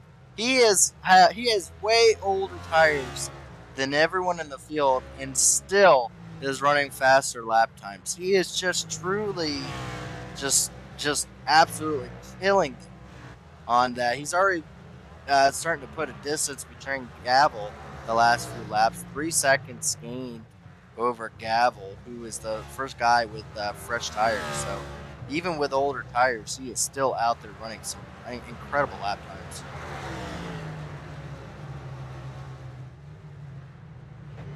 So, obviously, we talked about it earlier, is there's a car that gets off track there to let Anderson go by. We talked about it earlier with the IndyCar series, as Anderson does have experience running in IndyCar. IndyCar just finished a couple weeks ago. We saw Will Power take the championship. Christian Lundgaard get the Rookie of the Year. Were you able to make it out to any IndyCar races this year, Gerald? No, I didn't get to go out to any of them. I had to actually go and watch them and everything. I watched the races and everything, and they were pretty good. I'm a Scott Dixon fan of IndyCar. I just like his consistency and how he shows up to every racetrack no matter what it is and does a really good job. So I was rooting for him. Was just not able to really get it there at the end of the season, but he's one you can always bet to at least be running in the top 3 at the end of the season. So we'll have to see. It looks like he's still got a lot of good years in front of him still. I'm interested to see how, with Formula One, if we're able to get American drivers into it and see if we can get some IndyCar drivers starting to do some Formula One. So that's what I'm really interested in, the road course avenue of the future. Yeah, it does seem like Colton Herta is looking for a way to get over to F1 right now, as we have a nice battle here with the 2 and with the 28. Robert Hill trying to get past Joshua Clark. But Colton Herta, looks like he's possibly going to be going to AlphaTauri in F1. And then the only other American driver that I can think that possibly have a chance in F1 right now would be Logan Sargent in F2. And possibly a Williams, but I believe that second Williams seat is going to be going to Nicholas DeVries, who honestly deserves it. So Colton Herta would probably be the next, I guess, American F1 driver. But from what I heard from Herta and what we've talked about together, he's not really wanting to go to F1 if it's an exception. He doesn't really want an FIA exception on his record. He wants to get into F1 because he deserves to get into F1. But Joshua Clark putting the absolute blocks right now in this, and is trying to hold off the 2 of Robert Jr. And he's going to go off of the track. He's going to miss the chicane completely. Where did Hill go? Well, you shortcut him by quite a bit. Well, no, Hill must have had an issue too, because he shortcutted him a little bit, but Hill, I think, had issues coming out of the turn, so both drivers had issues. There's a time penalty. There's not really a stop and go like you see in a normal NASCAR race. There's just a time penalty that's you have to give back that iRacing calculates. And with Robert Hill having that issue, it sets these two back up to be in the same position once again. So neither one of them really gained anything in that turn. They both just lost going into that final turn. So they set up for a battle once again. Chad Frankenfield just made his pit stop, and he is out right in front of Ryan Gavel. Absolutely perfect stop. He timed it perfectly for Chad Frankenfield. but 16 laps to go. Fresher tires for Frankenfield, but Ryan Gavel has been putting laps around this track. And you look at the fourth position right here. We haven't talked about R.C. Anderson is currently in, but you look at the fourth position right now. Jared Rexing, who had an issue. Good to see him back up there. R.C. Anderson is currently down pit road. He's going to need an absolute great stop right here. Frankenfield making up so much time right now on the 50. Here's the stop. Frankenfield and Gavel currently battling poor position. Looks like it's only going to be only a 2-tire stopping gas right here, it looks like, for Anderson. I don't know for sure if he did 4 tires. Yeah, I'm not sure either, but he's going to have a huge lead. He's going to have like a 25-second lead, I think, when it's all said and done over Chad Frankenfield. Maybe more. Actually, 30-second lead, possibly. That's basically a free pit stop. As the scoring timer goes down, it looks like it is a 20-second lead for R.C. Anderson over Chad Frankenfield. So for right now, for R.C. Anderson, he's just got to stay out of trouble, and he's just got to complete these laps. And this battle right now is who's going to be getting the second position. Is it going to be the 15 of Chad Frankenfield, or the 01 of Ryan Gavel, or possibly the 10 of Jared Rexing, who has made his way all the way back into the top 5. Hunter Smith also having a great run. And you look there, look who's in the 6th position. The 6th position, Scott Crump, after a terrible day, has found himself coming back all the way to the 6th position. Incredible run for him. Yeah, a couple of those drivers will still have to pit, like Scott Crump and Jared Rexing. They pitted after all those cautions were coming out after the stage. So they will have to pit, but we'll see what they do. I think the battle's not going to be over between Frankenfield and Gravel. I don't think Frankenfield took 4 tires. I think based off of what his time was on pit road, I think he might have just taken 2, or he didn't take any at all, which helped him get in front of Gravel. As Gravel gets into the wall on the front straightaway, pushing hard to try to see if he can catch up to Frankenfield here. Big hit in the wall there for Ryan Gavel. Counting down the laps, 14 laps to go. Gavel for Lake Norman Motorsports, based out of Lake Norman, North Carolina, I'm assuming, is making his try to get down there to pass Chad Frankenfield. Chad Frankenfield having a wonderful day. As you look at the timing and scoring there past Frank Gavel.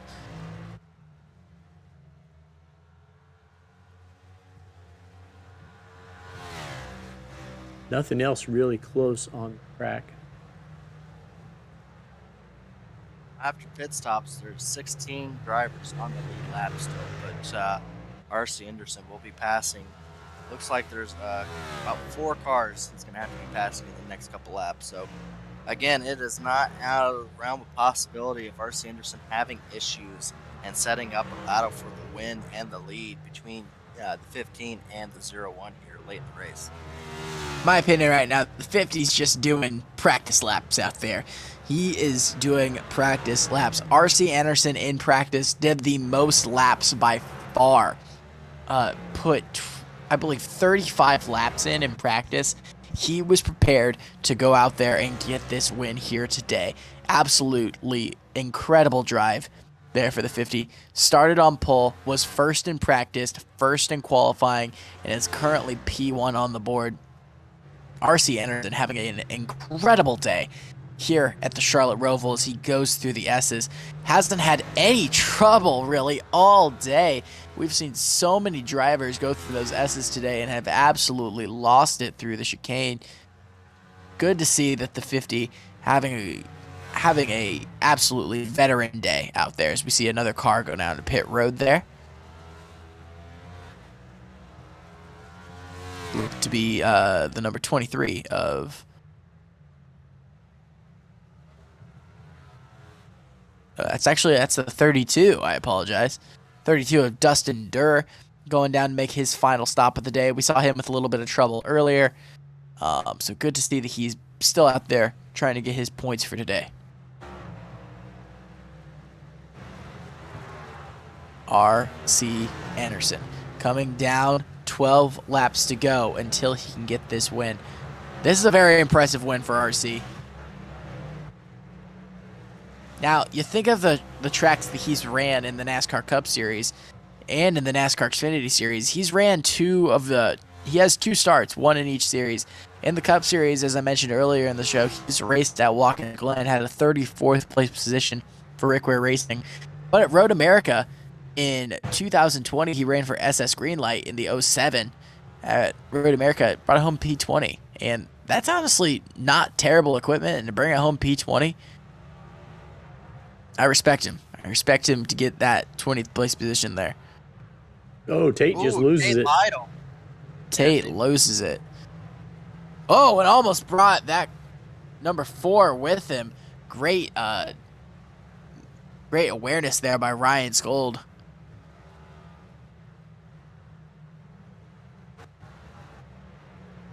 Yeah, this is about the point in time the drivers are starting to get tired. There's a lot of turns, there's a lot of turning, there's a lot of having to be aware of your surroundings and attacking the track. And this is about the point in time where it's really coming down to who has the mental fortitude to be able to complete the run and being able to finish it off. As it's going to be one. It comes down to drivers that are just most comfortable and most self-aware of where they're at to be able to come home with the finish tonight. So right now it is the final stretch, 11 laps coming to 10 laps to go, and we've still got some battling that's going to be set up here that are yet to be determined. We still got Fody battling with Rogers there.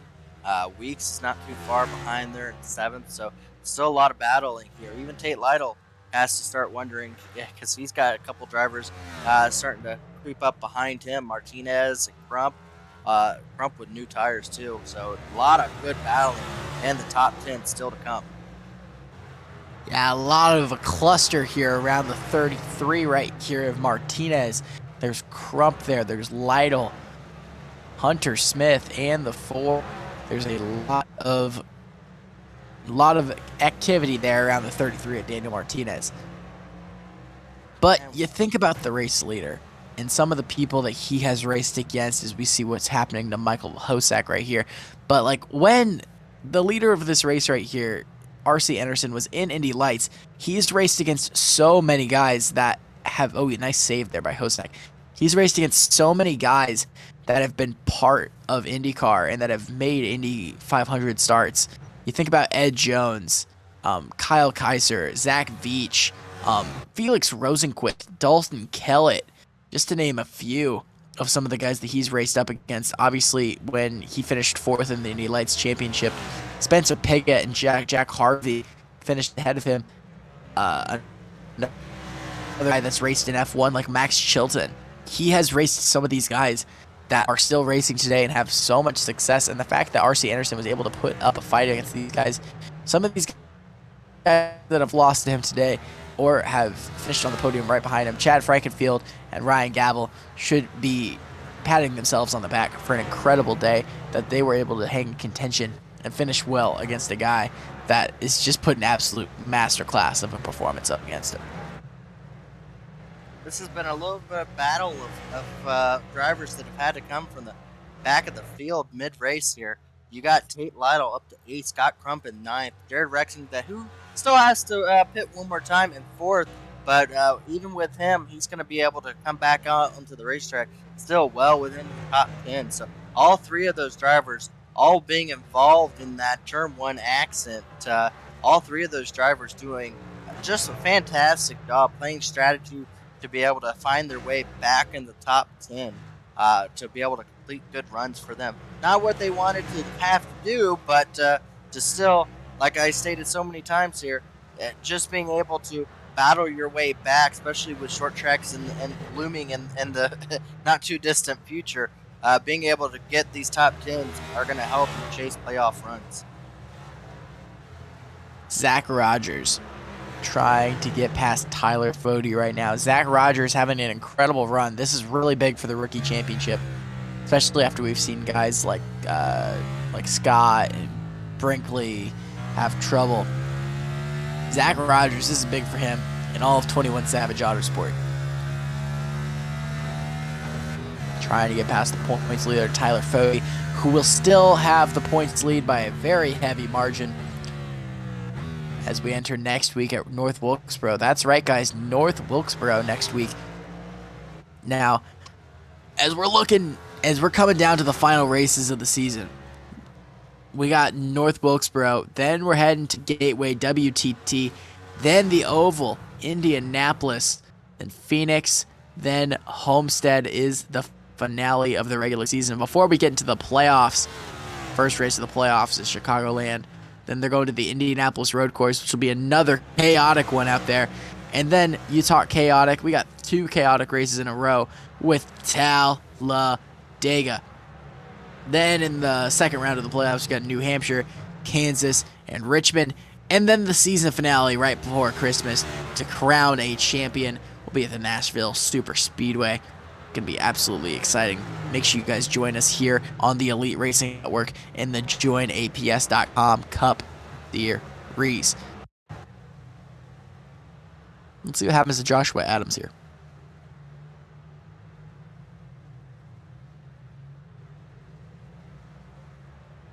Corner, and that is not the first time we've seen Adams do that today. Looks like he kept it off the wall, though. We got a battle that it's going to be shaping up here. It looks like the 10 of Jared Rexing has finally made his final pit stop, and he is now relegated back behind 4 cars that he is going to have to try to get around. So good battling within the top 10. We'll see if a late run with Jared Rexing, see if he can be able to catch up to the back of Scott Crump here, and see if he can be able to get back around some of these drivers that have now found themselves in front of him in the late run here. I will say I am so impressed with Scott Crump. Had an absolutely chaotic day. Went around in the first couple of laps of this thing, involved in crashes, had some lag problems, but he's battled his way all the way back up to the 8th position and is going to have some really good points. And another guy ahead of him that has also had a very great recovery is Tate Lytle. This guy started in the 2nd position, was involved in a crash early with the 10 of Jared Rexing, and has battled his way all the way up to the 7th position. That's really good for him in points, and to see that he's one of those guys that I think is probably one of the 3 best road racers in this series today. It's good to see him battle his way back up there. Well, as I stated, Scott Crump is a top 5 driver for most races. It's just his internet. He's a speed horse that just ends up, instead of putting shoes on him, they put roller skates, and he's not going to be able to do what he needs to do when he's having to battle back from so many diversities here.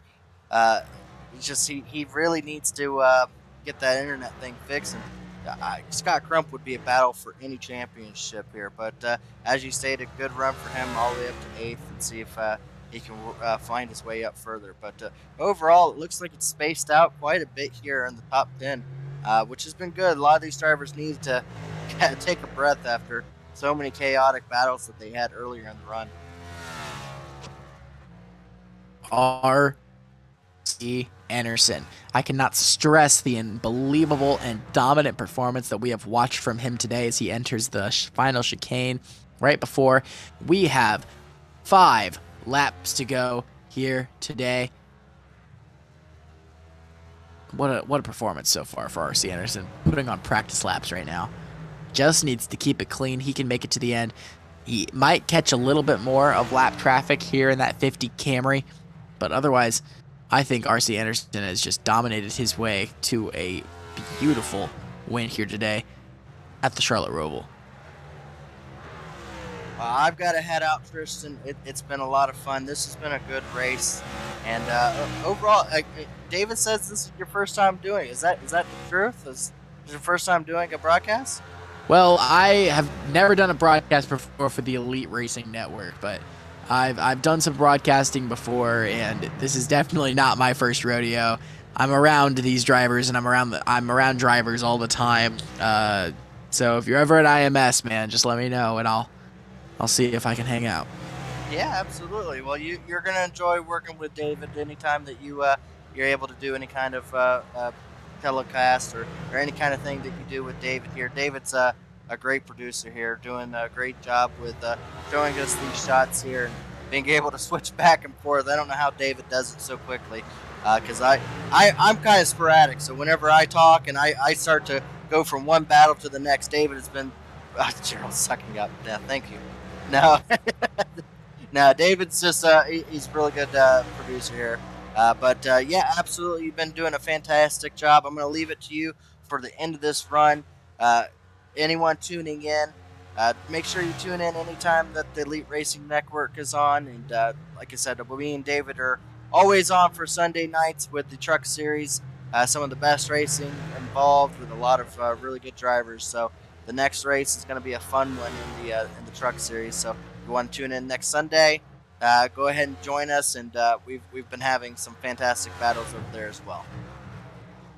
Yeah, and the next time you guys will hear from my voice will be in 2 days, actually, at the Nashville Super Speedway. I'll be here commentating those Indy cars, so it'll be fun to see them around the oval. Absolutely. We're coming down to 3 laps to go here really soon. R.C. Anderson putting an absolute masterclass on these guys. I cannot stress enough how well he is doing today. Like, it's incredible how well he's been going on there. Yeah, thanks to Gerald for stopping in. I know he knows I'm not as comfortable speaking as I probably will be one day, but he bailed me out a little bit today, so I appreciate that and enjoy working with him on Sundays. Yeah, definitely tune into the Truck Series, guys, to hear Gerald make some play-by-play calls. Oh, we got an issue with Chris Wright. Chris made it almost Chris to the very Wright. end. Maybe he just gives it up. See what happens.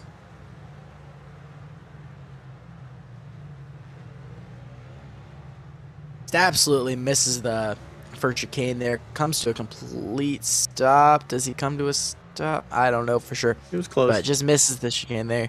And he's going to get it, keep going. Chris Wright battling for an injury. He was right on the bubble there with 14, so he really needed to get whatever points he could tonight. Yeah, currently Wright running in the 22nd position.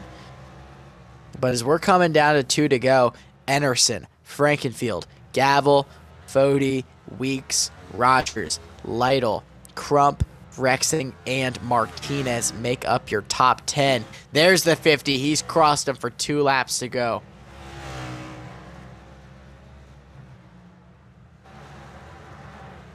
R.C. Anderson started his career participating in karting and Skip Barber racing. He made his first professional debut, guys, in USF 2000, which is like the level 4 series in the Road to Indy. He's had multiple podium finishes at races like the Mid-Ohio Sports Car Course. Most known for being the son of Neil Anderson, who is a former Indy Lights team owner. He's participated in the NASCAR Cup Series, in IndyCar, in Indy Lights. He's participated in open wheel racing, like he's qualified to try to get into the Indianapolis 500. Hopefully we can see him battle back one day. He's tried sports cars. He's raced pretty much everything, and today we see him racing in this next-gen iRacing circuit. Just doing absolutely incredible. It's a battle for 4th position between Matthew Weeks and Tyler Fody.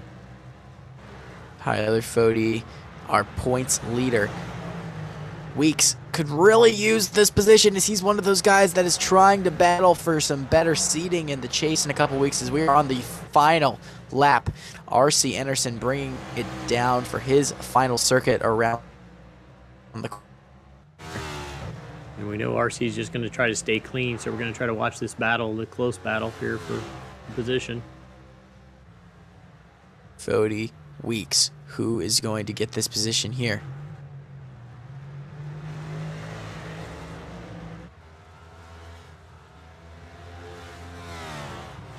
Does not look like Matthew Weeks is going to have anything for Tyler Fode, so he's probably going to stay in the 5th position here as we see R.C. Anderson coming around the circuit here, going into the chicane. As I mentioned, R.C. Anderson has raced against guys like Felix Rosenquist, Dalton Kellett, Simon Pigot, Zach Veach, IndyCar legends. He's also competed against NASCAR legends like Chase Elliott, Martin Truex Jr., and Denny Hamlin. As he goes through the final chicane, R.C. Anderson wins at the Charlotte Roval. Absolutely incredible run there for R.C. Anderson and all of Pro Edge Racing. Congratulations to RC, the number 50. What a run. What a performance there for the number 50. As we see this battle, Matthew Weeks in the 40 of Fode. Can Weeks do anything to try to get past the points leader? Weeks going around the low side here. He might have something for him in the corner. He's going down on the high side here. Gonna have it make it wide. Doesn't quite be able to get before Tyler Fode. Chad Frankenfield just finished the race. So did Ryan Gavel. That is your podium. Anderson, Frankenfield, Gavel. Here goes Fode, Weeks, Rogers. They are trying to battle to see who will get fourth. RC Anderson winning.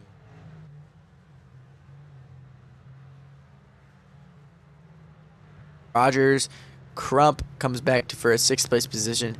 Then we have Rexing, Martinez, and Lytle. 11 guys finished this race on the lead lap. We'll have the results grid here as soon as everybody finishes up. On road courses, it takes a while to everybody gets back to the checkered flag.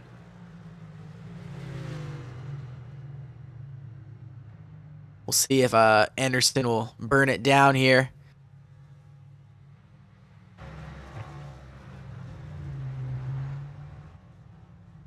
He'll slow down to the Charlotte start-finish line. Here's the burnout. R.C. Anderson. He deserves it. Earn it down 50.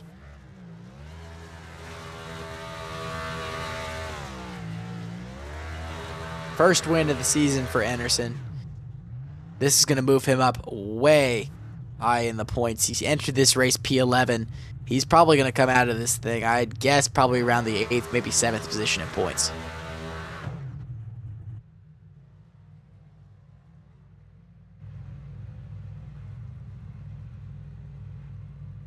What a race here on the Elite Racing Network as we look at the race results.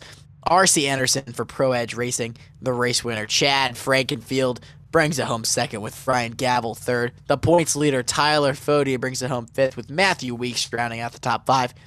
Highest placing rookie today was Zach Rogers. Then we got Scott Crump, came back from a terrible start to this race, come back for a good finish, along with Jared Rexing, Daniel Martinez, and Tate Lytle. Then we got Hunter Smith, Hank Steinmiller, Robert Hill Jr., Joshua Clark, Johnny Thomas, Shane Theron, Justin Vandermarl, Dustin Durr in the 18th position for Do Good Motorsports. Then we got Ryan Skold, Michael Goodman, Wyatt Noddle, Chris Wright through injury comes to finish 22nd. Cody Harrington, Richard Hines, Joshua Adams, Michael Hosack, Jesse Razamis, Mark Keeler. Then we got Wesley Crump, Rusty Cable, Joey Chapman, Bronson Stafford, Alex Gray, Andrew Rucker, Kwame Scott, Blaze Brinkley, and Latham Joyner. Then David Tooker. Harrison Talion, Trevor Elam, and Trey Holmes round out your results here today. See who we have available in the lobby. And it looks like we could start with our winner, RC. Welcome to the booth, RC. A great win for you. Talk us a little bit about your race. Yeah, I think it was a pretty good start. I don't know if it's just this track that accustoms to me. It seemed like I had it pretty well set from practice and did really well in qualifying. Knew if I just kept clean no spins, make sure I'm not hitting the turtle curbs too much. I'd be able to bring it home. But then I really got caught out when everybody stayed out for the fun flag. I figured I need to get myself into the playoffs before I need to be worrying about playoff points. So I took that early pit. Turned out to be the move because I just went in for a splash and go there at the end. But them staying out on those tires really kind of opened my eyes on, well, maybe we just don't need to pit for tires. And you continue to get faster as the tank gets lighter. It's something about these tires, they just keep getting quicker throughout the stint, and they don't really have much fall off at all. But yeah, it was a pretty steady night. I think I had a pretty good strategy. I had to do a little bit of recovery to stay out of trouble there on the restarts coming from 5th, 6th, 7th place. But overall, pretty fun night. And RC, I was talking about it a little bit on the broadcast today, but experience last season in the NASCAR Cup Series with your start at Watkins Glen for Rick Ware Racing. Now we're going to see the Cup Series go to this track in 2 weeks. There a possibility we're going to see you come in as a road course ringer? Probably not. With this next gen car and the whole playoffs, that's going to be in the playoffs. The NASCAR is not exactly too keen on having people do one-offs that are road course ringers and stuff like that during the playoffs. It's more focused on the IndyCar side of things for me for next year, but I'd love to do NASCAR stuff in the future. So I think we're maybe trying to take a look at doing something in the Xfinity Series next year. Maybe a couple one-offs would be pretty cool, but just kind of tossing around the ideas. But IndyCar has always been my goal. That's kind of always where I wanted to end up. So that's where we're pushing for right now for a full season 23 seat. But maybe you'll see me in a NASCAR race next year, but I don't think it'll be this year. Any talks so far for a future full-time seat next season? I know that AJ Foyt does not have a full-time driver yet on locks for next season. I mean, there's a lot of options, I think. I mean, the most important thing is finding the funding, is finding sponsorship, and that's the toughest thing for everybody. But yeah, we're working on it, and if things look good here, hopefully we'll know something more in a few months, maybe less than that. But yeah, we're pushing as hard as we can to be in a full-time ride. It stinks because I won't be here as much, but I'll definitely be here as much as I can. Speaking of absolutely sponsorships, incredible performance. Oh, sorry, go ahead. Oh, go ahead. Speaking of sponsorships, you know the drill. Let's go ahead and hear your sponsor shout-outs for tonight.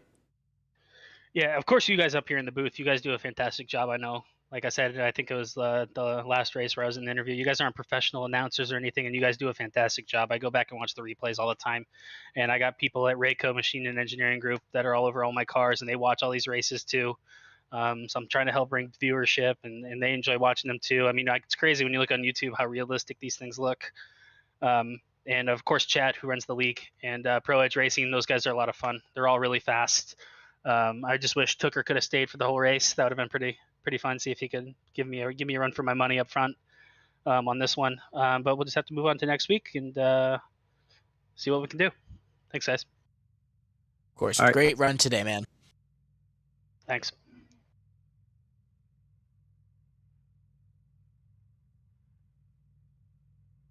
And we did have Chad in the lobby, but I don't see him now, so we'll bring Gavel up in here. Ryan Gavel, third place. Nice run tonight, Ryan. Tell us a little bit about your race and how that went for you. Yeah, I'll definitely take third. Messed up in qualifying. Had to start in 10th. Goal was top 3 pretty much with Enerson. I knew RC there was going to win. Pretty much no doubt. I was surprised I got him back at Monza. But I expected RC to win, and then my main competition was going to be Tooker and Chad, and Tooker had to bail out of the race around the caution there, lap 15. So ended up getting him, and if I had played my strategy a little better and made a couple little fewer mistakes, I would have beaten Chad when he came out of the pits there under green. If I was in front of him, which I was about 2 car lengths back of him when he came out of the pits. If I was in front of him when he came out of the pits, I might have had second. But I'll take third. My goal was a top 3, so I'll take it. I'm happy with it. This is one of my favorite road courses, and came out clean P3. I'll take it. Yeah, absolutely incredible run today, Gavel. I mean, when you were battling through some of the chaos that we saw with the lap traffic, couple spins in front of you, what did you do to just dodge them? Yeah, there was definitely a few scary moments, which you're gonna have here. This is a pretty small road course, so they're all over the place. But personally, I know some guys had it worse than others, but I had a generally easy time getting through them for the most part. Maybe one or two minor issues, but I got lucky for the most part, I guess. So they weren't too bad to me tonight, the lap cars at least. And same with the competitors on track. All the battles I had, especially at the start of the race when I started 10th there and got to pick a few guys off, that was pretty fun. And yeah, I thought it was pretty good racing between lap cars and the lead lap cars. Everywhere was good racing. On my end, of course, I don't know what other people saw. I heard some complaints through the race from other drivers, so of course that's just me, not everybody. That's the norm, isn't it? Well, you're one of those drivers that doesn't have a sponsor on his car to talk about, so you can just take this shout out time to shout out anybody you want. Yeah, no, I got to thank you guys, Elite Racing Network, the Elite Racing League. Another good race. It's been a great season so far. I've been enjoying it. Definitely some weird tracks, and we got more weird ones coming up. Next week, I know North Wilkesboro, but got some good points tonight, so we'll stack that on up. Yeah, no sponsors. Go Ryan, baby. Love it. Thank Chad for running the league. Thank my teammates. Lake Norman had a good night. Fody wound up 4th, and I think Hank finished 12th. So good finishes there, so we'll take that. But yeah, thanks, guys.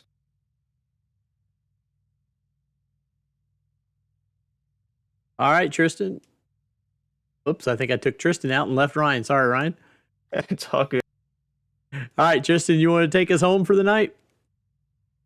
Of course. Well, thank you so much for listening to the Elite Racing Network and the JoinAPS.com Cup Series. Join us for more racing all the time here on the Elite Racing Network. Check out the YouTube channel, Elite Racing Network. Check out my social medias, guys, at @TristanGrider_, and you can also check out my podcast at Indie Boys Podcast. Signing off for Tristan Grider, Gerald Campbell, and for the man behind everything, David Huckleberry. Great job tonight on the stream.